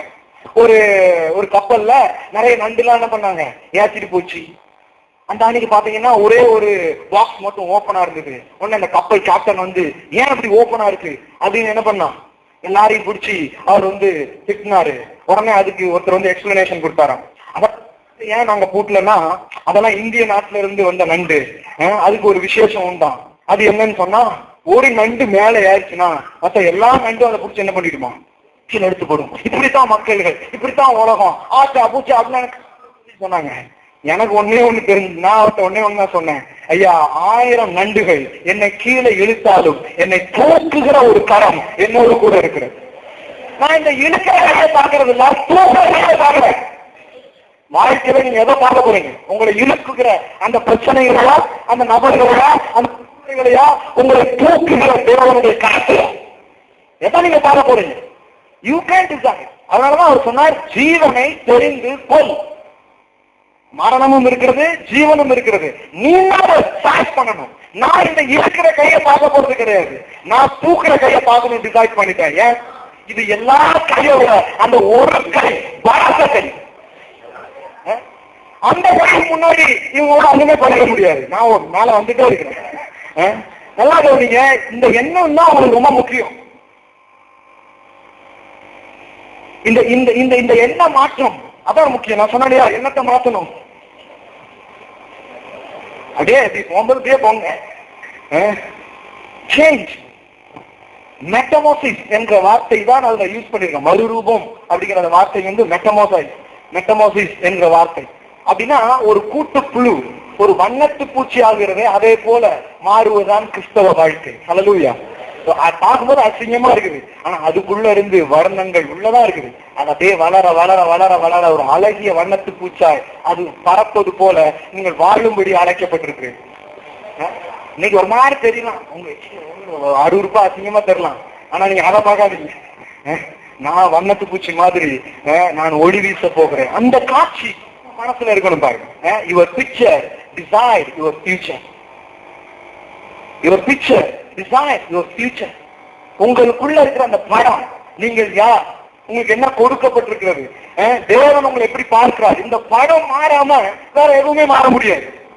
வேற எதுவுமே மாற்றங்களை ஏற்படுத்தவே முடியாது. அப்படியே வந்த மாற்றங்கள் வந்துச்சுன்னா இருக்கும். அதுக்கப்புறம் அது மறுபடியும் அதே பிரச்சனை சொல்லுவாங்க இல்லையா, பழைய குருடி அப்படின்னா என்னன்னு எனக்கு தெரியாது, மக்கள் ஏதோ சொல்றாங்க. அதாவது அந்த பிரச்சனை திரும்பி அதுக்கிட்ட அவன் அந்த மாதிரி பழமொழிலாம் ரொம்ப கவனிக்கிறது இல்லை, கேட்கறதே இல்லை. எனக்கு நீதிமொழிகள் தான் ரொம்ப ஹல்லேலூயா. தேவையில்லாத பழமொழியெல்லாம் உள்ள விட்டுறதே கிடையாது.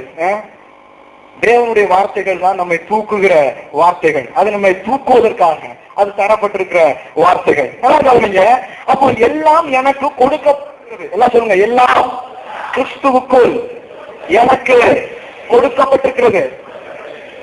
ஆசீர்வாதம் கொடுக்கப்பட்டிருக்கிறது, சுகம் கொடுக்கப்பட்டிருக்கிறது. பாருங்க, வேத வசனத்துல வாசிங்க பார்க்கலாம். 1 பேதுரு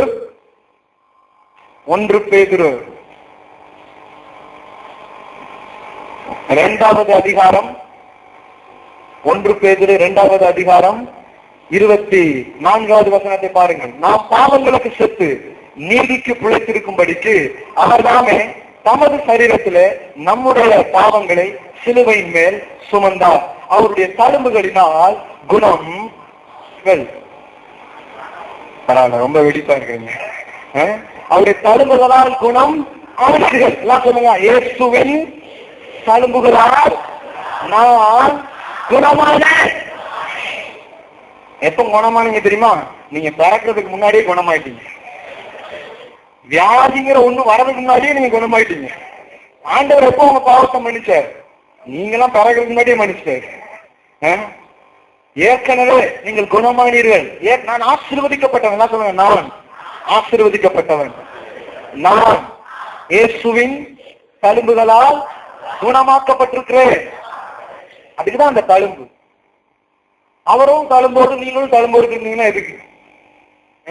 பைபிள் ஒரு வசனம், இஸ்ரவேலை காக்கிறவர் தூங்குவதும் இல்லை உறங்குவதும் இல்லை அப்படின்னு சொல்லியிருக்குது. அப்புறம் நீங்க தூங்காம முடிச்சுட்டு இருந்தீங்கன்னா சாப்பிடலாம், என்ன செய்வேன், எப்படி பண்ணுவேன்? நான் நிம்மதியா தூங்குறதுக்காக தான் அவர் விழித்து கொண்டு இருக்கிறார். ஹல்லேலூயா. அவரும் முழிச்சு நானும் முழிச்சுன்னா அப்புறம் என்ன பிரயோஜனம்? இயேசுவும் தழும்போடு இருப்பார், நானும் தழும்போடு இருப்பேன்னா என்ன அர்த்தம்? ஒண்ணுமே புரியல.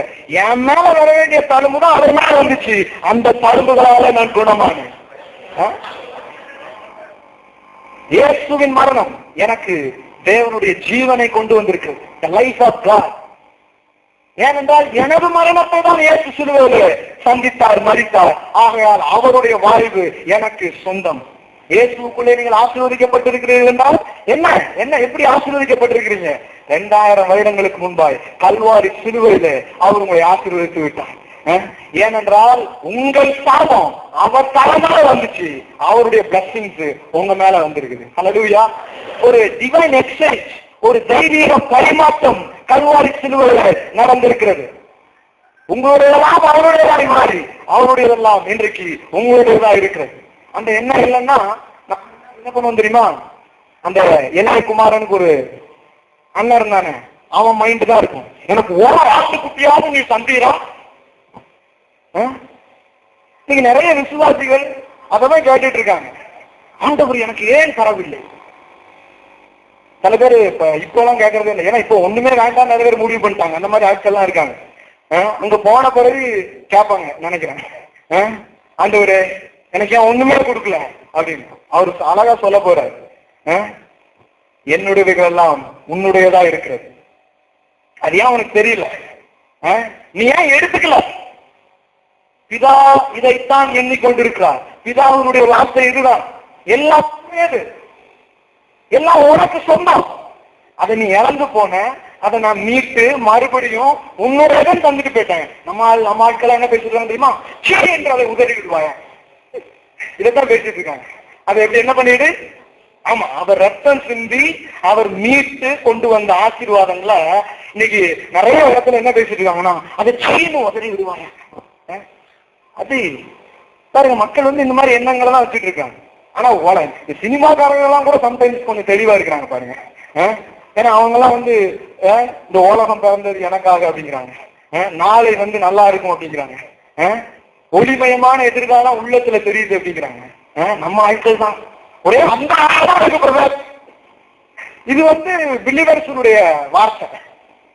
நம்ம நம்ம நம்ம ஆளுங்களுக்கு சொல்லி கொடுக்கறதும் சம்டைம்ஸ் அப்படிதான் இருக்குது. சில பேர் சில மீட்டிங்ஸ் எல்லாம் போனீங்கன்னா கண்ணை மூடுங்க, கண்ணை மூடி என்ன சொல்றாங்கன்னா உனக்குள்ள இருக்க அந்த காலத்தைப்பா. அப்புறம் வாழ்க்கை வேற எப்படி இருக்கும்? அப்படிதான் இருக்கும். வாழ்க்கையே அந்த காலமா இருக்கு தெரியுமா? ஏன்னா அந்த காலத்தை தான் பாக்குறோம். அதான் அந்த காலமா இருக்கு. என்னைக்கு உள்ளுக்குள்ள ஆசீர்வதிக்கப்பட்டவன் என்கிறதை பார்க்கிறீர்களோ அன்னைக்கு வெளியில ஆசீர்வாதமா மாறி உங்க உள்ளுக்குள்ள ஏற்படுற மாற்றம் தான் உங்க வெளியில அந்த மாற்றத்தை கொண்டு வருகிறது. சிலர் இப்படி மாற்றங்களுக்கு தங்களை விட்டு கொடுக்கறதே கிடையாது. நாங்க இத்தனை வருஷமா இப்படித்தான் இருந்தோம், அப்படியே இருங்க. மாற தயாரா இராதவர்கள் என்ன சொல்லுகிறார்கள் என்றால், நான் வளரவும் தயாரா இல்லை என்று சொல்லுகிறார்கள். அதான் அர்த்தம். யார் மாற தயாரா இருக்கிறார்களோ அவர்கள் வளர தயாரா இருக்கிறார்கள் என்று அர்த்தம். ஹல்லேலூயா. நான் டீனேஜ் பையன்களுக்கு மும்பைல ஒரு மீட்டிங்ஸ் நடத்துறது உண்டு. ஒரு 150 டீம்ஸ் கிட்ட வருவாங்க. அப்போ அதுல வந்து ஒரு ஃபீட்பேக் ஷீட் கொடுப்போம். அந்த ப்ரோக்ராம்ஸ் முடிச்ச உடனே அதுல அந்த ப்ரோக்ராம் பத்தி அவங்க ஒப்பீனியன்லாம் கருத்துலாம் எழுதுறதுக்காக நிறைய பேர் எல்லாமே எழுதுவாங்க. நீங்க கேக் கொடுக்குறீங்க, அடுத்த வாட்டி பாயசம் போட்டா நல்லா இருக்கும் அவங்க டீனேஜுக்கு ஏற்ற மாதிரி கத்துக்கள்லாம் எழுதுவாங்க. அப்புறம் ஒரு பையன் அதில் எழுதிருந்தேன். அது என்ன ரொம்ப பாதிச்சு. அவன் சொல்லி அது நான் என்ன கேட்கணும்னா, if you want any change, ஏதாவது மாற்றம் வேண்டுமா, அந்த கோலத்துல ஒரு பையன் எழுதிருந்தான், I want to be change அப்படின்னு எழுதிருந்தான். நான் தான் மாற விரும்புகிறேன், வேற எந்த மாற்றமும் தேவையில்லை அப்படின்னு எழுதிருந்தான். ஹல்லேலூயா. இந்த மாதிரி ஒரு ஹங்கிரி ஹார்ட் உங்களுக்கு வந்துச்சுன்னா, நான் சொல்றேன், இப்போவே உங்க வாழ்க்கையின் சூழ்நிலையில ஒரு பெரிய மாற்றங்கள் உண்டாக ஆரம்பிக்கும். Now the change is now. இந்த காலம் இப்போ, இதே ரட்சணிய நாள். இன்னொரு நாள் நீங்க நாளைக்கு பார்க்கலாம், கனவு பார்க்கலாம். நான் இப்போ நீங்க சுகத்தை பெற்றுக் கொள்ற நேரம், இப்போ பிளஸிங்ஸ் உங்களை மூடுற நேரம், இப்போ நீங்க ஆசீர்வாதங்களுக்குள்ள நுழைகிற நேரம், இப்போ நீங்கள் விடுதலை அனுபவிக்கிற நேரம். நவ் என்ன சொல்லுங்க, நவ். நவ் அப்படிங்கிற வார்த்தைய அப்படியே திருப்பி போடுங்க, பாருங்க என்ன வரும். On the past tense of success. Now என்ன சொல்லுங்க, இப்போது என்றால் வெற்றி என்று அர்த்தம். அதான் நவ். அந்த நவ் அப்படியே திருப்பி போட்டீங்கன்னா வெற்றி, அதாவது ஜெயிப்போம் என்று சொல்லுகிறோமே, the past tense of success, அது வரும் பாருங்க. சோ இப்போது என்று சொல்லுகிறவர்கள் இப்போது அதை அடையலாம். கனவு பார்க்கலாம், கனவு பார்க்கலாம், கனவு பார்க்கலாம். இது சில பேருடைய பிரச்சனையே என்னன்னா, எல்லா விஷயத்தையும் தள்ளி போடுறதா அவங்க பிரச்சனை. பிசாசு யாரையும் பார்த்து ஜெபிக்காதுன்னு சொல்லவே மாட்டான். அவன் என்ன சொல்லலாம் தெரியுமா, யாராவது ஜெபம் பண்ணலாம் அப்படின்னா. இந்த ட்ரிக்கு தான் அவனுடைய ட்ரிக். ஏன்னா நிறைய பேருக்கு இருக்கு கரவுன்னா அப்புறம் என்ன ஆகணுங்கிறதுலாம் எல்லாத்துக்கும் தெரியும் பாருங்க. அவன் பொய்யனும் பொய்க்கு பிதாவுமா இருக்கிறான். நம்ம அதுக்கும் ஆமா கரவு கரவு. இப்போது எல்லாம் சொல்லுங்க, இப்போதே. அந்த எண்ணம் உங்களுக்குள்ள வரணும், அந்த திங்கிங் உங்களுக்குள்ள வரணும் பாருங்க. அப்போ ஆசீர்வதிக்கப்பட்டவன் என்ற அந்த எண்ணம் உள்ள இருக்கும்போது நீங்க ஆசீர்வாதத்தை கிளப் பண்ண ஆரம்பிப்பீங்க, அதை இழுத்துக்கொள்ள ஆரம்பிப்பீர்கள். The law of attraction என்கிற ஒரு பிரமாணம் இருக்கிறது. அதாவது ஒன்றை ஒன்று கவரும் விதி. The law of attraction, அதுக்கு பேர் ஒன்றை ஒன்று கவரும் விதி. இப்ப நமக்கு புரியுற மாதிரி ஒரு சொல்லட்டுமா? அதையே முதல்ல சொல்லணும்னா அதை நம்ம நெகட்டிவா யூஸ் பண்ணிருக்கிறோம், அதனாலதான் அதை சொல்லல. இனம் இனத்தோடு சேரும்.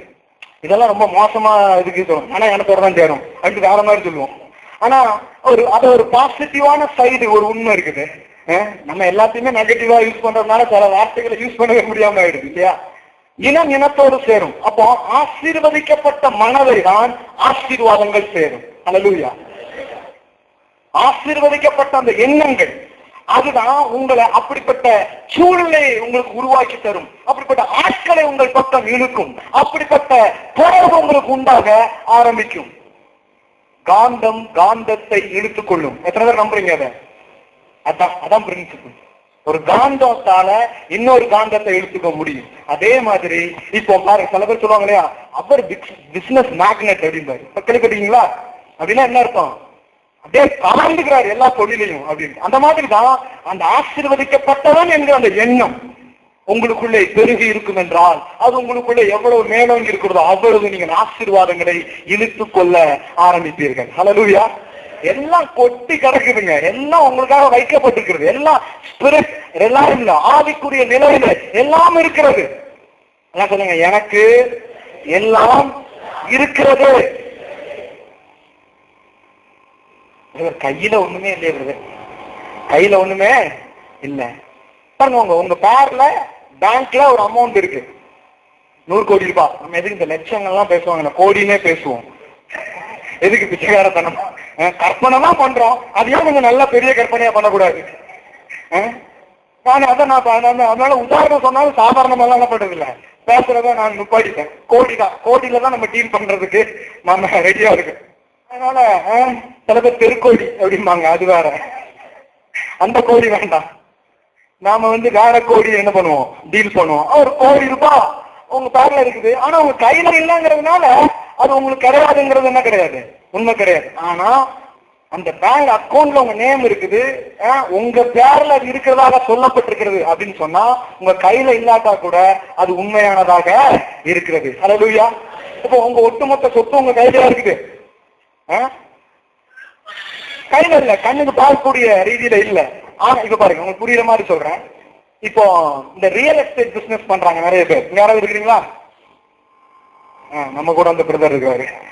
அந்த ரியல் எஸ்டேட் பிசினஸ் பண்றவங்களுக்கு சில இது தெரியும். அதாவது இப்ப பாத்தீங்கன்னா சில ஆட்கள் வந்து சில பேருடைய வேலையே என்னன்னு சொன்னா நிறைய நிலம் வாங்கி வித்துட்டே இருப்பாங்க. நிறைய வாங்குவாங்க, அவங்க பேர்ல வாங்கி போடுவாங்க, அப்புறம் விற்பாங்க.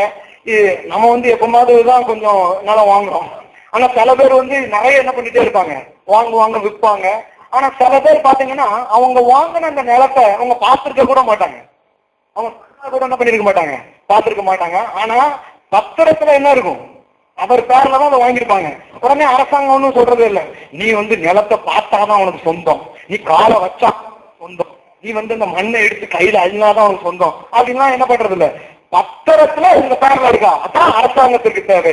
நான் சொல்லுகிறேன், இந்த பத்திரம் சொல்லுகிறது, இந்த வானத்தின் பூமி படைத்த தேவன் உங்கள் பேரில் எழுதி வைத்திருக்கிற பத்திரம் சொல்லுகிறது, நீங்கள் ஆசீர்வதிக்கப்பட்டவர்கள் என்று சொல்லப்பட்டிருக்கிறது. கை தட்டிடலாம், அதுக்கெல்லாம்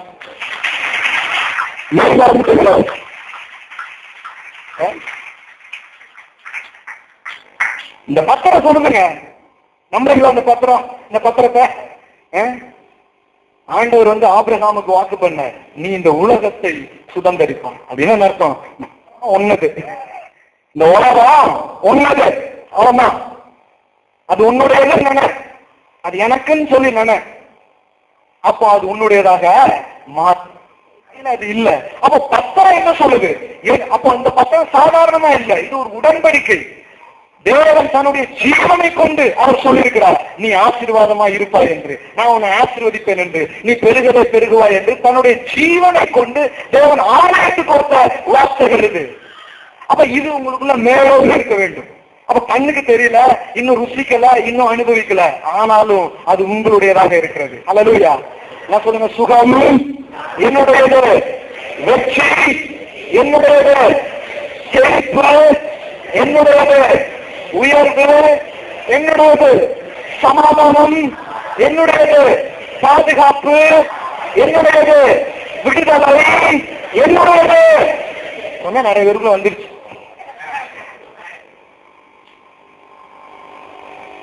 அதை சொல்லணும், அவ்வளவுதான். அதை எண்ணணும், அது என்னுடையதுன்னு சொல்லி எண்ணணும். நம்ம கிட்ட என்ன இருக்கு பிரதர்? இதுதான் பேர். நம்ம கிட்ட என்ன இருக்கு? நம்ம கிட்ட ஒண்ணும் இல்லை, ஒண்ணும் இல்லை. இப்படியேதான் என்ன பண்றது, பேசுறது. வேதம் சொல்லுகிறது, உள்ளவனுக்கு கொடுக்கப்படும். நான் பிகினிங் ஸ்டேஜ்ல வேதம் வாசிக்கும் போது, என்னடா பைபிள் இப்படி அநியாயமா சொல்லியிருக்கு அப்படின்னு படிச்சேன்.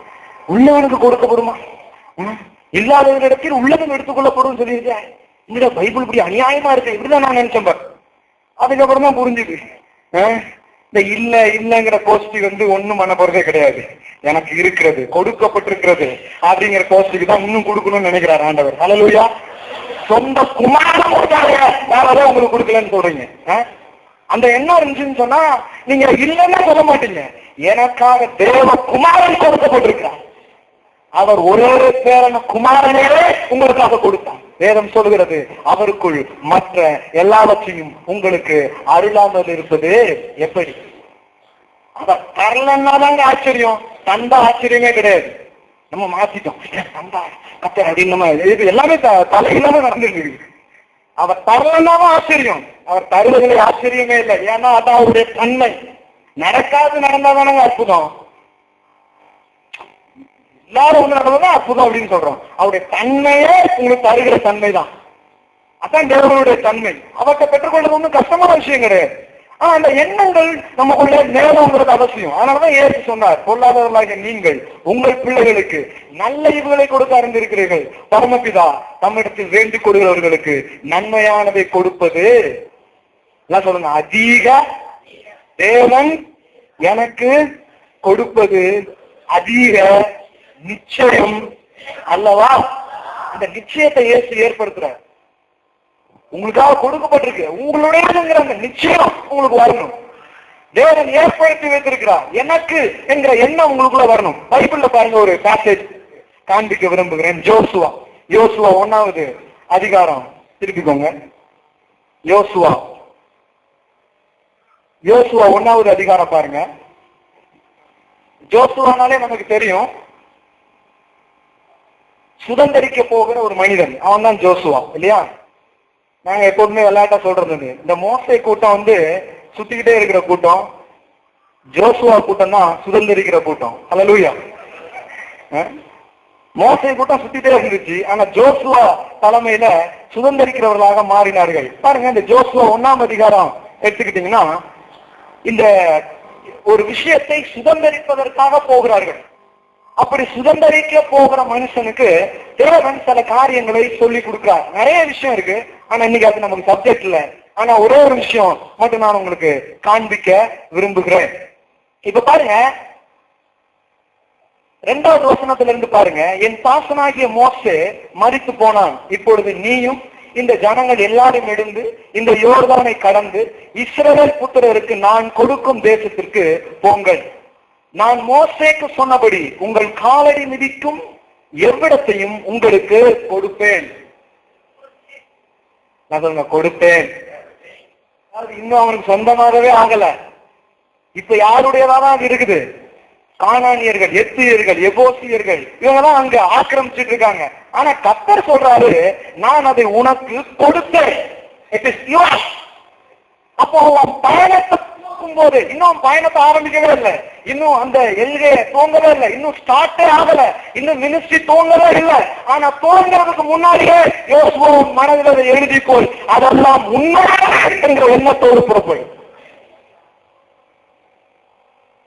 அவங்கதான் பெற்றுக்கொள்ள முடியும், அவங்கதான் சுதந்திரிக்க முடியும். ஆண்டவர் மட்டும் ஜோசுவா பார்த்து, ஜோசுவா போ, வெற்றியின் தோல்வியும் வீரனுக்கு அழகு அப்படின்னாருன்னா எப்படி நினைக்கிறீங்க?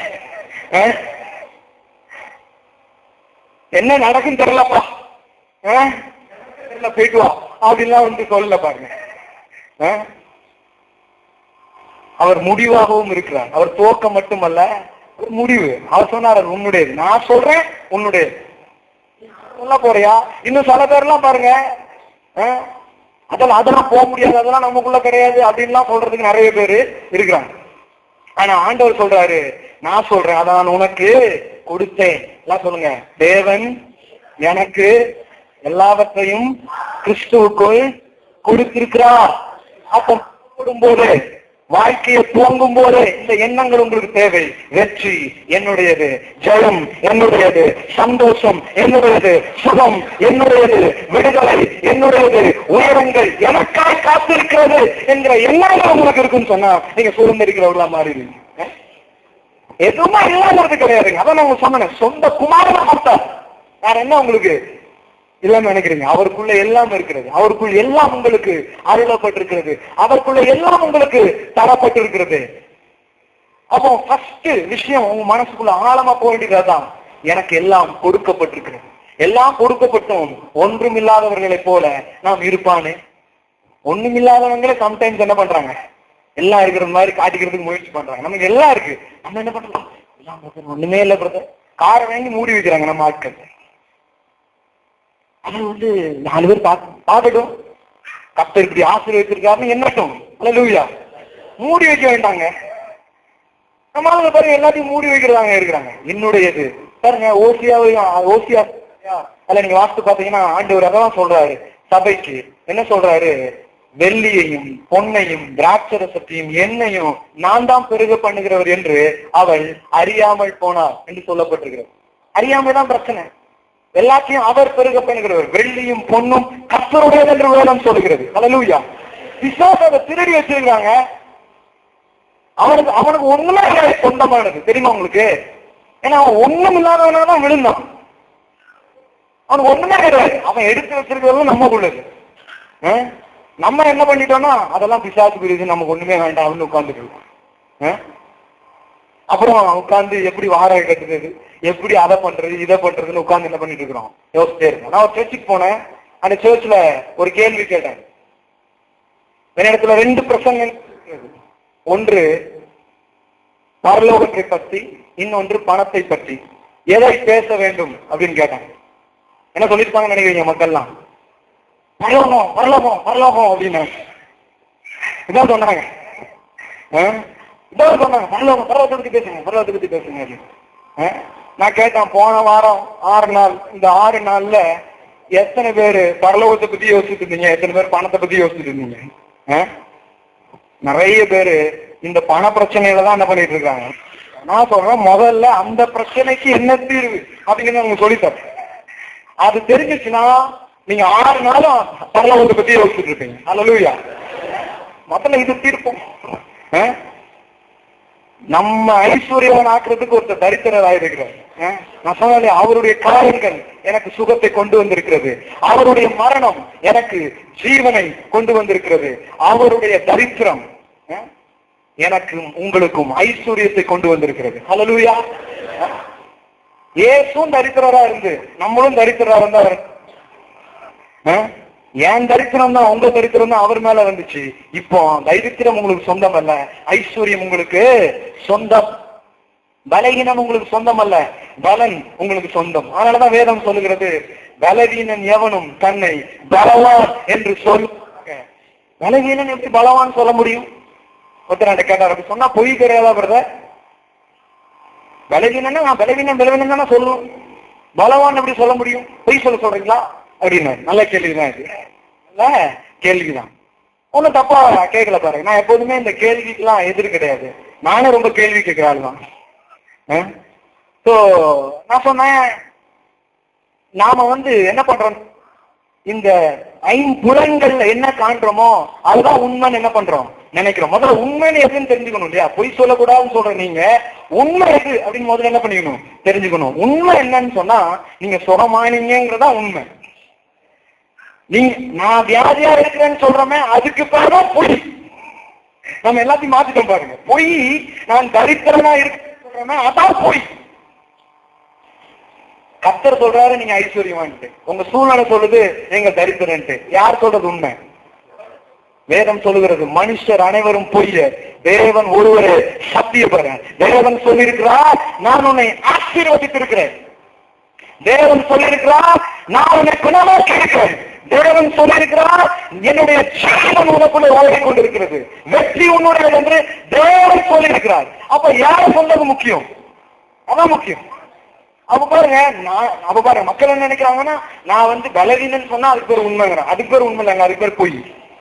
நம்ம பொய்ய உண்மைன்னு நினைக்கிறோம், உண்மையை பொய்ன்னு நினைக்கிறோம். பாருங்க, மாத்தி யோசிக்கணும், மாத்தி திங்க் பண்ண பாருங்க. சோ அப்போ இருக்கிறது என்ற எண்ணம் தான் உங்களுக்கு ஒன்றை கொண்டு வர முடியும். The law of attraction, ஒன்று ஒன்று கவரும் விதி செயல்பட ஆரம்பிக்கிறது. யோபு சொல்லுகிறான், நான் பயந்தது எனக்கு நேரிட்டது. நான் பயந்தது எனக்கு. ஏன் பயம்? மோசமானதை வாழ்க்கையில ஈர்த்து கொள்கிறது. விசுவாசம் நன்மையானதை வாழ்க்கையில் ஈர்த்து கொள்கிறது. எதை நீங்க ஈர்த்து கொள்ள போறீங்க? அப்ப உங்களுக்குள்ள என்ன ஓடுது? உங்களுக்குள்ள ஃபெய்த், உங்களுக்குள்ள விசுவாசம், தேவன் உங்களை பத்தி என்ன சொல்லி இருக்கிறார், அந்த என்ன உள்ள ஓடிச்சுன்னு சொன்னா அப்படிப்பட்ட சூழ்நிலை உங்களுக்கு உண்டாக ஆரம்பிக்கும். அதை நீங்கள் இழுத்துக் கொள்ள ஆரம்பிப்பீர்கள். சிலர் சொல்லுவாங்க இது மோசமான சூழ்நிலை அப்படின்ட்டு, சிலர் சொல்லுவாங்க இது நல்ல சூழ்நிலை அப்படின்ட்டு. ஆனா உண்மை என்ன தெரியுமா? மோசமான சூழ்நிலை நல்ல சூழ்நிலை அப்படி ஒண்ணுமே கிடையாது. மோசமான மனநிலை நல்ல மனநிலை என்றுதான் இருக்கிறது. ஏன்னா மோசமான மனநிலை ஒரு ஆளுக்கு இருந்ததுன்னா நல்ல சூழல் கூட அவர் அதை மோசம் தான் என்ன பண்றாரு சொல்றாரு. மோசமான சூழ்நிலை வெளியே தெரிந்தாலும் நல்ல மனநிலை உள்ளே இருந்தால் நல்ல சூழ்நிலை என்று அவர் சொல்லுகிறார். பைபிள்ல அப்படியே பார்க்கலாம். நீங்க அந்த குரூப் போகுது, அந்த குரூப் மோசே டீம் போய் அது எல்லாத்தையும் சுத்தி பார்த்துட்டு சொல்லுறதை நீங்க பார்க்க முடியும். என்ன சொல்லுது? அந்த தேசத்துல ஒரு ஏனாக்கியர்கள் எபூசியர்கள் எவ்வளவு இருக்காங்க, அங்க உள்ள நம்ம என்ன பண்ண முடியாது, போகவே முடியாது. இன்னும் 2 பேர் சொன்னாங்க, காலேப் ஜோசுவா. அவங்க சொன்னாங்க அதை எளிதாய் நாம் சுதந்திரிக்கலாம். அல்லேலூயா. இவங்கெல்லாம் போக முடியாதுன்னா இவங்க பார்த்தா அதே ஊரதான் இவங்களும் பார்த்தாங்க, இவங்க பார்த்தா அதே ஆட்கள் தான் இவங்களும் பார்த்தாங்க. பதில் வேற மாதிரி இருக்குது. இன்னைக்கு பாருங்க, ஆட்கள் வியாபாரத்தை மாத்தி பார்க்காங்க, ஊரை மாத்தி பார்க்காங்க, அதை மாத்தி பார்க்காங்க, எல்லாத்தையும் மாத்தி பார்க்கறாங்க. கிடையாது, அவங்களுக்கு தெரிய மாட்டேங்குது. என்ன மாத்திக்கிறது மூலமா தான் எல்லாம் மாறும் அப்படிங்கிறது அந்த உண்மையை அவர்கள் உணராது இருக்கிறார்கள். பாருங்க 6 மாசத்துல 60 வேலை தத்தவர்கள் இருக்கிறாங்க. அப்படியே அந்த பார்த்துட்டே இருக்காங்க, ஒரு வேலையில் நிக்க மாட்டாங்க. எஜுகேஷன் அப்படிதான் இருக்கும், எல்லாம் அப்படிதான் இருக்கும். அவன் கேட்டா அது தெரியல இது தெரியல இது தெரியல அப்படிம்பாங்க. எல்லாம் கவனிங்க, மோசமான சூழ்நிலை என்று ஒன்றும் இல்லை, மோசமான மனநிலை தான் இருக்கிறது. அந்த யோசுவா பதில் சொன்னதை குறித்து அவன் பின்னாட்களை சொல்லுகிறான், நாங்கள் எங்கள் இருதயத்தின் உள்ளபடியே மறு செய்தி கொண்டு வந்தோம் என்று அவர் சொல்லுகிறதை நாம் வாசிக்கிறோம். அப்போ ஒரு ஆள் வெளியில என்ன பாக்குறார் அப்படிங்கிறது ஒண்ணுமே கிடையாது. உள்ளுக்குள்ள என்ன பாக்குறாரோ அததான் ஒரு ஆள் வெளியில பார்க்க முடியும். அல்லேலூயா. உள்ளுக்குள்ளே தன்னை ஆசீர்வதிக்கப்பட்டவனாக ஒரு மனிதன் கண்டால் அவன் வெளியிலும் ஆசீர்வாதங்களை காண்பான். உள்ளுக்குள்ள நான் தேவனுடைய கிருபையால் நிறைந்தவன், தேவனுடைய வல்லமையால் நான் நிறைந்தவன். பவுல் அதான் சொல்றான், நாம் மண்பாண்டம் அப்படின்னு சரீரம் இருக்கலாம், ஆனா உள்ளுக்குள்ளே தேவனுடைய வல்லமை உடையவர்களா இருக்கிறோம். அப்படிதான் நம்ம பார்த்தோம் பாரு. அவங்களை நீங்க எப்படி பாக்குறீங்க, அப்படிதான் நீங்க வாழ ஆரம்பிப்பீங்க. Your attitude set your attitude. உங்கள் அந்த உள்ளம் தான் உங்கள் உயரத்தை நிர்ணயம் செய்கிறது. எல்லாம் சொல்லுங்க, உங்கள் உள்ளமே உங்கள் உயரத்தை நிர்ணயம் செய்கிறது. Your attitude set your attitude. அப்போ இந்த உள்ளுக்குள்ள இந்த சேஞ்ச் வரும்போது கர்த்தருடைய வார்த்தையை வச்சு நான் யார், எனக்கு என்ன கொடுக்கப்பட்டிருக்கிறது, நான் எப்பேற்பட்ட வாழ்க்கை எனக்கு தரப்பட்டிருக்கிறதுங்கிற அந்த பிக்சர் உள்ளுக்குள்ள இருக்கிற அந்த படம் மாறும் என்று சொன்னார். பாருங்க, இவ்வளவு நேரம் நான் வார்த்தையை பேசுறேன். ஏன் வார்த்தையை பேசுறோம்? கடவுள் எப்படி ஒரு மனுஷனுடைய வாழ்க்கையில கிரியை செய்வார், தேவன் உங்களுக்கு விரும்பினால் எப்படி அதை உங்களுக்கு தருவார். சில பேர் சொல்லுவாங்க இல்லையா, கொடுக்குற தெய்வம் கூரையை பிச்சுட்டு. கேள்விப்பட்டிருக்கீங்களா? நான் சொல்றேன், நம்ம ஆண்டவர்லாம் ரொம்ப நல்லவர். உனக்கு இருக்கிறதே ஒரு கூரை, அதை பிச்சு போட்டோம்னா அந்த மாதிரி வேலை எல்லாம் அவர் என்ன பண்றது இல்ல, செய்யறதே கிடையாது. பாருங்க, அடே பழம் கொடுக்கறதையும் குறைய பிச்சுட்டு நடக்கிறது, நடக்க வேண்டிய இடத்துல நடக்கும். இப்படி ஒரு இதெல்லாம் கீதமா இருக்குது, பைபிள் மாதிரியே தெரியல எனக்கு. அதெல்லாம் கிடையாது. நல்லா கவனிக்கணும், வேதத்துக்கு திரும்பணும், கர்த்தருடைய வார்த்தையின் அடிப்படையில சிந்திக்கிறவர்களாக மாற வேண்டும். அப்படிலாம் விடுறதில்லை. எப்படி கர்த்தர் உங்களுக்கு ஒன்றை தருவார், எப்படி ஒரு காரியத்தை உங்களுக்கு தரணும்னா எப்படி அது உங்களுக்கு உண்டாகும், எப்படி அது உங்களுக்கு எப்படி அது உங்களுக்கு உங்க வாழ்க்கையில கிடைக்கும், எப்படி அவர் தரம் தருவார் அப்படின்னு சொன்னா நல்லா கவனிங்க. தேவன் எதை தர விரும்பினாலும் அவர் முதலாவது வார்த்தையை உங்களை நோக்கி அவர் அனுப்புகிறார். சுகம் தேவை, ஆனால் வேதம் சொல்லுகிறது அவர் தமது வசனத்தை அனுப்பி அவர்களை குணமாக்குகிறார். ஏன்? குணம் உங்களுக்காக வைக்கப்பட்டிருக்குது. வைக்கப்பட்டிருக்கிறதை வார்த்தையை பேசும்போது அது வரைக்கும் வியாதியஸ்தர்களால் தங்களை கண்டவர்கள் இயேசுவின் தருணங்களால் குணமானவர்களாக தங்களை பார்க்க ஆரம்பிக்கிறார்கள். பாருங்க, அவர் வார்த்தையை தான் கொடுக்கிறார். எதனாலும் அது தனி சப்ஜெக்ட். பாருங்க, தேவன் எப்படி கிரியை செய்கிறார் அப்படிங்கிறது நல்லா கவனிங்க. வார்த்தைன்னா சும்மா கிடையாது. வார்த்தைனா முழு உலகத்திலும் வல்லமை வார்ந்த ஒன்று இருக்கும் என்றால் அது வார்த்தை தான். பாருங்க, சிம்பிளா உங்களுக்கு சொல்றேன். இப்ப நான் உங்களுக்கு ஒண்ணு சொல்றேன், கருப்பு குதிரை அப்படின்னு சொல்றேன். யாருக்கெல்லாம் கருப்பு குதிரை தெரிஞ்சிச்சு? கருப்பு குதிரை தெரிஞ்சுச்சா? தெரியவே இல்லையா? அதான் எங்களுக்கு வேற ஏதோ தெரியுது. அப்படின்னு நான் பேசுறது கேட்டீங்களா? கருப்பு குதிரை தெரியுதா? நான் பாருங்க, அப்போ கருப்பு குதிரைன்னு சொல்லி எழுத்து தெரிஞ்சுச்சா, படம் தெரிஞ்சுச்சா? காரு இப்பு குதிரை அப்படின்னு படம் தெரிஞ்சுச்சா? என்ன தெரிஞ்சு? பிக்சர் தான் தெரிஞ்சுது. அப்போ ஒண்ணு தெரிஞ்சுக்கோங்க, வார்த்தை படத்தை உண்டாக்குகிறது. என்ன சொல்லுங்க? வார்த்தை படத்தை உண்டாக்குகிறது. The word makes a picture. வார்த்தை படங்களை உருவாக்குகிறது. ஏன் தேவன் வார்த்தையை கொடுத்திருக்கிறார்? ஏன்னா இந்த வார்த்தையை உள்ள வைக்க வைக்க வைக்க உங்களை பற்றிய படம் மாறுகிறது. பிரசங்கிக்க அந்த படம் மாறுகிறது. நான் தோல்வியாளன் அல்ல, வெற்றியாளன், குணமாக்கப்பட்டவன், ஆசீர்வதிக்கப்பட்டவன் அப்படிங்கிற படம் உள்ள வருது. நான் சொன்னேன், your picture design your future. உங்களுக்குள்ள அந்த படம் வந்த பிறகு அந்த படமா உங்க வாழ்க்கையாக மாறிவிடும். ஹல்லேலூயா. பவுல் லீஸ்திராவிலே பிரசங்கித்துக் கொண்டிருக்கிறான். தாயின் வயிற்றில இருந்து நடவாத ஒரு மனிதன் பவுல் பேசுவதை கேட்டுக் கொண்டே இருக்கிறான். வேதம் சொல்லுகிறது, பவுல் அவனை உற்று பார்த்தான். அவனுக்குள்ளே அந்த ஃபெய்த், விசுவாசம் எழும்புகிறதை பார்த்தான். பவுல் என்ன பேசிட்டு இருப்பான்னு நினைக்கிறீங்க? சுவிசேஷத்தை அவர் பிரசங்கம் பண்ணினார். கிறிஸ்துவின் தழும்புகளாரை குணமானதை குறித்து அவர் பேசினார். பேச பேச பேச முடமானவனுக்கு தான் நடப்பதை போல ஒரு படம் பவுலின் வார்த்தை கொடுத்தது. கடைசியில பார்த்தான் பவுல், அந்த மூன்று பார்த்தவனே அவனுக்குள்ள செய்து எழுந்திருக்க தெரிஞ்சது. கையை பிடிச்சி அப்படியே தூக்கி விட்டான். தாயின் வயிற்றிலிருந்து நடவாத ஒரு மனிதன் நடக்க ஆரம்பித்தான். ஹல்லேலூயா.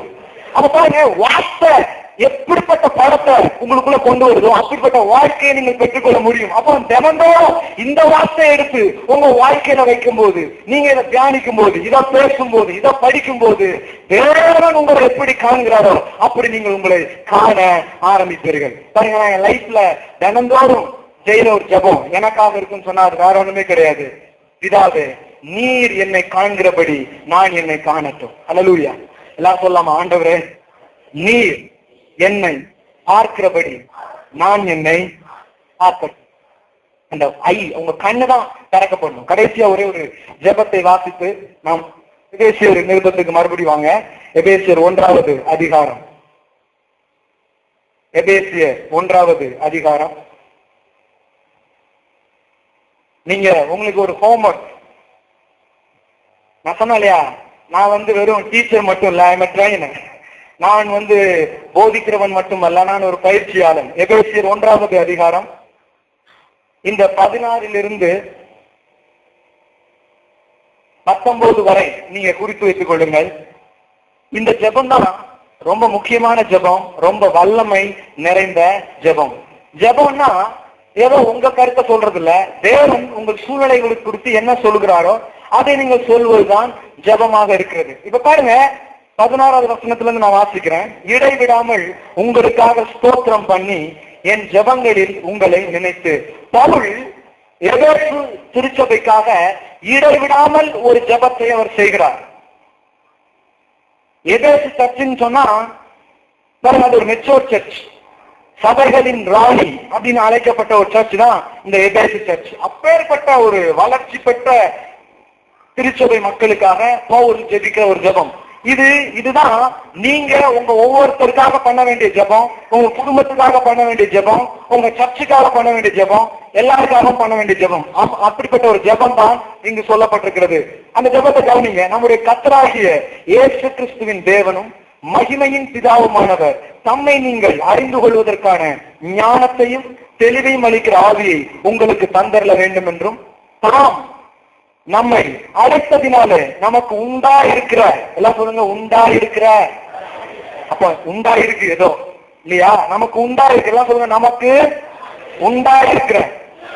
சரி, இப்ப கவனிங்க. நம்பிக்கை இன்னதென்றும் பரிசுத்தவான்களிடத்தில் தமக்கு உண்டா இருக்கிற, எல்லாம் சொல்லுங்க, உண்டா இருக்கிற சுதந்திரத்தினுடைய மகிமையின் ஐஸ்வர்யம் இன்னதென்றும், தாம் கிறிஸ்துவை மரித்தோரிலிருந்து எழுப்பி அவரிடத்தில் நடப்பித்த தமது பலத்த சத்துவத்தின் வல்லமையின்படியே விசுவாசிக்கிறவர்களாகிய நம்மிடத்திலே காண்பிக்கும் தம்முடைய வல்லமையின் மகா மேன்மையான மகத்துவம் என்னவென்றும் நீங்கள் அறியும்படிக்கு அவர் உங்களுக்கு பிரகாசம் உள்ள மனக்கண்களை கொடுக்க வேண்டும் என்று வேண்டிக் கொள்கிறேன். ஒரு சர்ச்சுக்காக பவுல் இடைவிடாமல் இதுதான் ஜெபிக்கிறார். என்ன ஜெபிக்கிறார்? பிதாவே, உம்மை அறிந்து கொள்வதற்கான ஞானத்தையும் தெளிவையும் அளிக்கிற ஆவியால் இவர்களை நிரப்பும். இவர்களுக்கு கிறிஸ்து இயேசுவுக்குள்ளாக என்ன உண்டாயிருக்கிறது, தங்களுக்கு என்ன இருக்கிறது, தங்களுக்கு என்ன கொடுக்கப்பட்டிருக்கிறது என்பதை இவர்கள் காணும்படி இவர்கள் கண்களை திறந்தரணும். என்ன சொல்லுங்க? கண்களை திறந்தரணும். அதான் எல்லாம் இருக்கு. உங்க ஐஸ் ஓபன் ஆக வேண்டியது இருக்குது. திறக்கப்படும் போதுதான் நீங்கள் இருக்கிறதை காண ஆரம்பிக்கிறீர்கள். அப்ப பாருங்க, பவுல் அவங்க நிறைய பேருக்கு வேலை தேவைப்பட்டது, திருமணம் காரியங்கள்ல வெற்றி தேவைப்பட்டது, மற்ற நிறைய தேவைகள்லாம் இருந்துச்சு இன்னைக்கு மக்களுடைய தேவை மாதிரி. ஆனா நீங்க எங்கேயுமே கர்த்தாவே அவருடைய கடமை அடையும், அவர்களுக்கு ஒரு நல்ல மனப்பெண்மை கொண்டு வரும், இதெல்லாம் பவுல் ஜெபிக்கல. இதெல்லாம் ஜெபிக்க கூடாதானே? ஜெபிக்கலாம். ஆனா பவுல் ஒரு ஹையஸ்ட் மெத்தட சொல்லி கொடுக்கிறார். என்ன சொல்றாரு? இது வேலைன்னு சொன்னா மற்றது எல்லாம் உண்டாக ஆரம்பிச்சிடும். அல்லேலூயா. வேலை, மணப்பெண், மணமகன், என்ன வேண்டுமோ அதெல்லாம் என்ன பண்ண முடியும்? பெற்றுக்கொள்ள முடியும். ஏனென்றால் எல்லாம் அருளப்பட்டிருக்கிறது, எல்லாம் கொடுக்கப்பட்டிருக்கிறது. கடைசியா ஒரு வசனம் வாசிப்போம். 1 பேதுருக்கு எழுதின நிருபத்துல ஒரு வசனம் வாசித்து முடிக்கலாம். எல்லாம் கொடுக்கப்பட்டிருக்கிறது. 2 பேதுரு 1வது அதிகாரம். ரொம்ப முக்கியமான வசனங்கள், அதனால அதை உங்களுக்கு காண்பிக்க விரும்புகிறேன். 2 பேதுரு 1வது அதிகாரம் 2, 3 வசனங்களை வாசிக்கிறேன். தேவனையும் நம்முடைய கர்த்தராகிய இயேசுவையும் அறிகிற அறிவினால், எல்லாம் சொல்லுங்க, அறிகிற அறிவினால் உங்களுக்கு கிருபையும் சமாதானமும் பெருக கடவது. தம்முடைய மகிமையினாலும் காருண்யத்தினாலும் நம்மை அழைத்தவரை அறிகிற அறிவினாலே ஜீவனுக்கும் தேவபக்திக்கும் வேண்டிய யாவற்றையும் அவருடைய திவ்ய வல்லமையானது நமக்கு தந்தருளதும் அன்றி. எல்லாம் சொல்லுங்க, எல்லாம் தந்தருளப்பட்டிருக்கிறது. ஜீவனுக்கும் தேவபக்திக்கும் வேண்டிய எல்லாவற்றையும், எல்லாம் சொல்லுங்க, ஜீவனுக்கும் தேவபக்திக்கும் வேண்டிய எல்லாவற்றையும் எனக்கு தந்தருளப்பட்டிருக்கிறது. அப்ப எல்லாம் கொடுக்கப்பட்டிருக்கிறது, எல்லாம் எனக்கு அருளப்பட்டிருக்கிறது. அப்ப நான் என்ன கேட்கணும்? தாரும் தாரும் கொடும் கொடும் இதல்ல. கர்த்தாவே, எனக்கு என்ன கொடுக்கப்பட்டிருக்கிறதோ அதை காணும்படி என் கண்களை திறந்தருள். வல்லமை வல்லமை சொல்லி ஜெபிக்கலங்க. வல்லமைய எனக்கு வல்லமை இருக்கு, அந்த வல்லமையை அடைந்து கொள்ளும்படி எனக்கு உதவி செய்யும். ப்ரொடெக்ஷன் சுத்திலும் இருக்குது, தீர்க்கதரிசிய சுத்திலும். ஆனா வேலைக்காரன் பயப்படுறான், ஐயோ பெரிய ராணுவம் வருது சேலை அப்படின்னு சொல்லி அவன் வந்து ஜெபம் பண்றான் வேலைக்காரனுக்காக. தீர்க்கதரிசி என்னுடைய கண்ணை திறந்துடணும். அதுக்கப்புறம் தான் தெரியுது அவங்க கூட இருக்கிறத விட நம்ம கூட இருக்கிற ஆட்கள் அதிகம் அப்படின்னு சொல்லி. அல்லேலூயா. பாதுகாப்பு இல்லல்ல உங்க பிரச்சனை, பாதுகாப்பை நீங்கள் அறியாதது உங்க பிரச்சனை. ப்ரொடெக்ஷன் உங்களுக்கு இருக்கு, பாதுகாப்பு உங்களுக்கு இருக்கிறது. அப்ப நான் அதான் கேட்கணும், கர்த்தாவே நான் அதை அறிந்து என் கண்களை திறந்துள்ளணும், அதை புரிஞ்சுக்க எனக்கு உதவி செய்யும். எல்லாத்த விட ஜெபம், உங்க உபவாசம், எல்லாத்த விட தேவனை அறிகிற அறிவுக்கு முதலிடம் கொடுங்கள். உங்கள் வாழ்க்கை வெற்றிகரமாக மாற ஆரம்பிக்கும். அல்லேலூயா. நம்ம எல்லாரும் இந்த இடத்துல ஜெபிக்கலாம். Hallelujah. Wonderful Jesus. Glorious Jesus. மகிமை நிறைந்த கர்த்தாவே, மாட்சிமை நிறைந்த எங்கள் ஆண்டவரே, ஒப்பிடப்பட முடியாதவரே, உயர்ந்தவரே, சகலத்தையும் செய்து முடித்தவராய் சிங்காசனத்திலே அமர்ந்திருக்கிறவரே. Hallelujah. Hallelujah. Thank you Jesus. Thank you Jesus. ஆண்டவரே, உங்க வார்த்தைக்காக நன்றி, உங்க வார்த்தைக்காக ஸ்தோத்திரம் செலுத்துகிறோம். Hallelujah. இந்த காலை மாற்றத்தை விரும்புகிற மனிதர்களை தேவன் தேடுகிறார். ஆண்டவர்கிட்ட சொல்லுங்க, Lord I want to be change. இப்படி தேவ வார்த்தைக்கு, தேவனுடைய அந்த எண்ணத்திற்கு என்னுடைய எண்ணங்களை ஒத்ததாய் மாற்ற என்னை இன்றைக்கு அர்ப்பணிக்கிறேன் என்று சொல்லுங்கள். ஹalleluya. உங்கள் பிரச்சனை எல்லாம் இல்லாமை அல்ல, அறியாமைதான். உங்களுக்கு எல்லாம் கொடுக்கப்பட்டிருக்கிறது, நீங்கள் ஆசீர்வதிக்கப்பட்டிருக்கிறீர்கள். ஹalleluya. Thank you Jesus. வேதம் சொல்லுகிறது, இருவர் ஒருமனப்பட்டால் ஒழிய ஒருமித்து நடக்க கொடுமோ என்று. தேவன் உங்களை உயர்த்துவதிலே, உங்களை மேன்மைப்படுத்துவதிலே அவர் கண்ணும் கருத்துமாக இருக்கிறார். ஆனால் உங்கள் மனது அந்த உயர்வை நோக்கி அதை சிந்திக்க ஆரம்பிக்கும் போது மட்டுமே நீங்க அதை பெற்றுக்கொள்ள முடியும். ஹalleluya. Thank you Jesus. இந்த முதல் நான் குறைவையும் இல்லாமையும் தட்டுப்பாட்டையும் பலவீனத்தையும் நோயையும் பத்தி நான் பேசிட்டு இருக்க போறதில்லை. எனக்கு சுகம் உண்டாயிருக்கிறது, எனக்கு பலம் உண்டாயிருக்கிறது, எனக்கு விடுதலை உண்டாயிருக்கிறது. இயேசுவின் நாமத்தினாலே எனக்கு எல்லாம் அருளப்பட்டிருக்கிறது. நான் பாக்கியவான். நான் ஆசீர்வதிக்கப்பட்டவன்.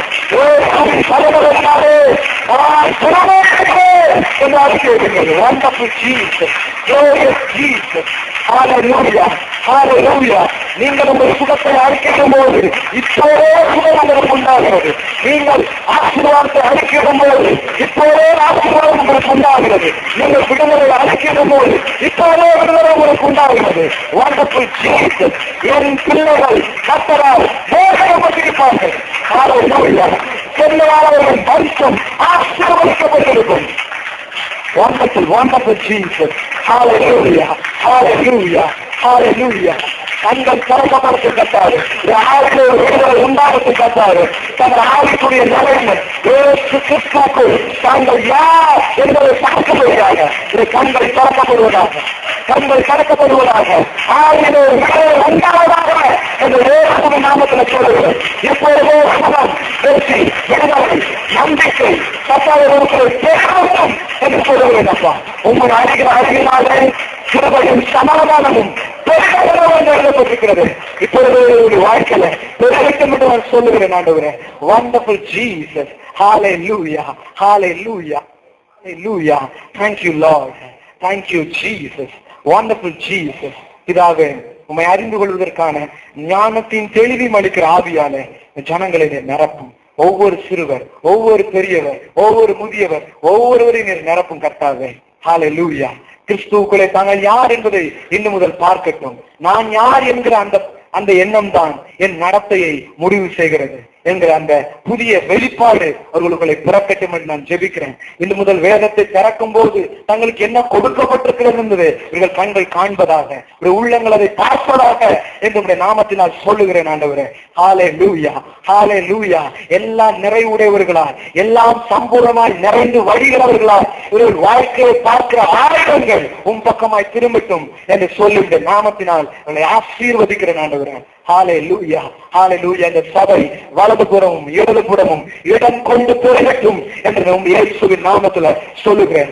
ஏராளமான ஜனங்கள் இப்படிப்பட்ட ஜீவ வார்த்தையை கேட்க இங்கு வருவார்களாக என்று இயேசுவின் நாமத்துல சொல்லுகிறேன் கர்த்தாவே. ஹல்லேலூயா, ஹல்லேலூயா. தேங்க்யூ. இந்த வார்த்தைக்காக நன்றி. எல்லா மகிமையும் உமக்கு நாங்கள் செலுத்துகிறோம். இயேசுவின் நாமத்துல ஜெபிக்கிறோம் பிதாவே. ஆமென், ஆமென்.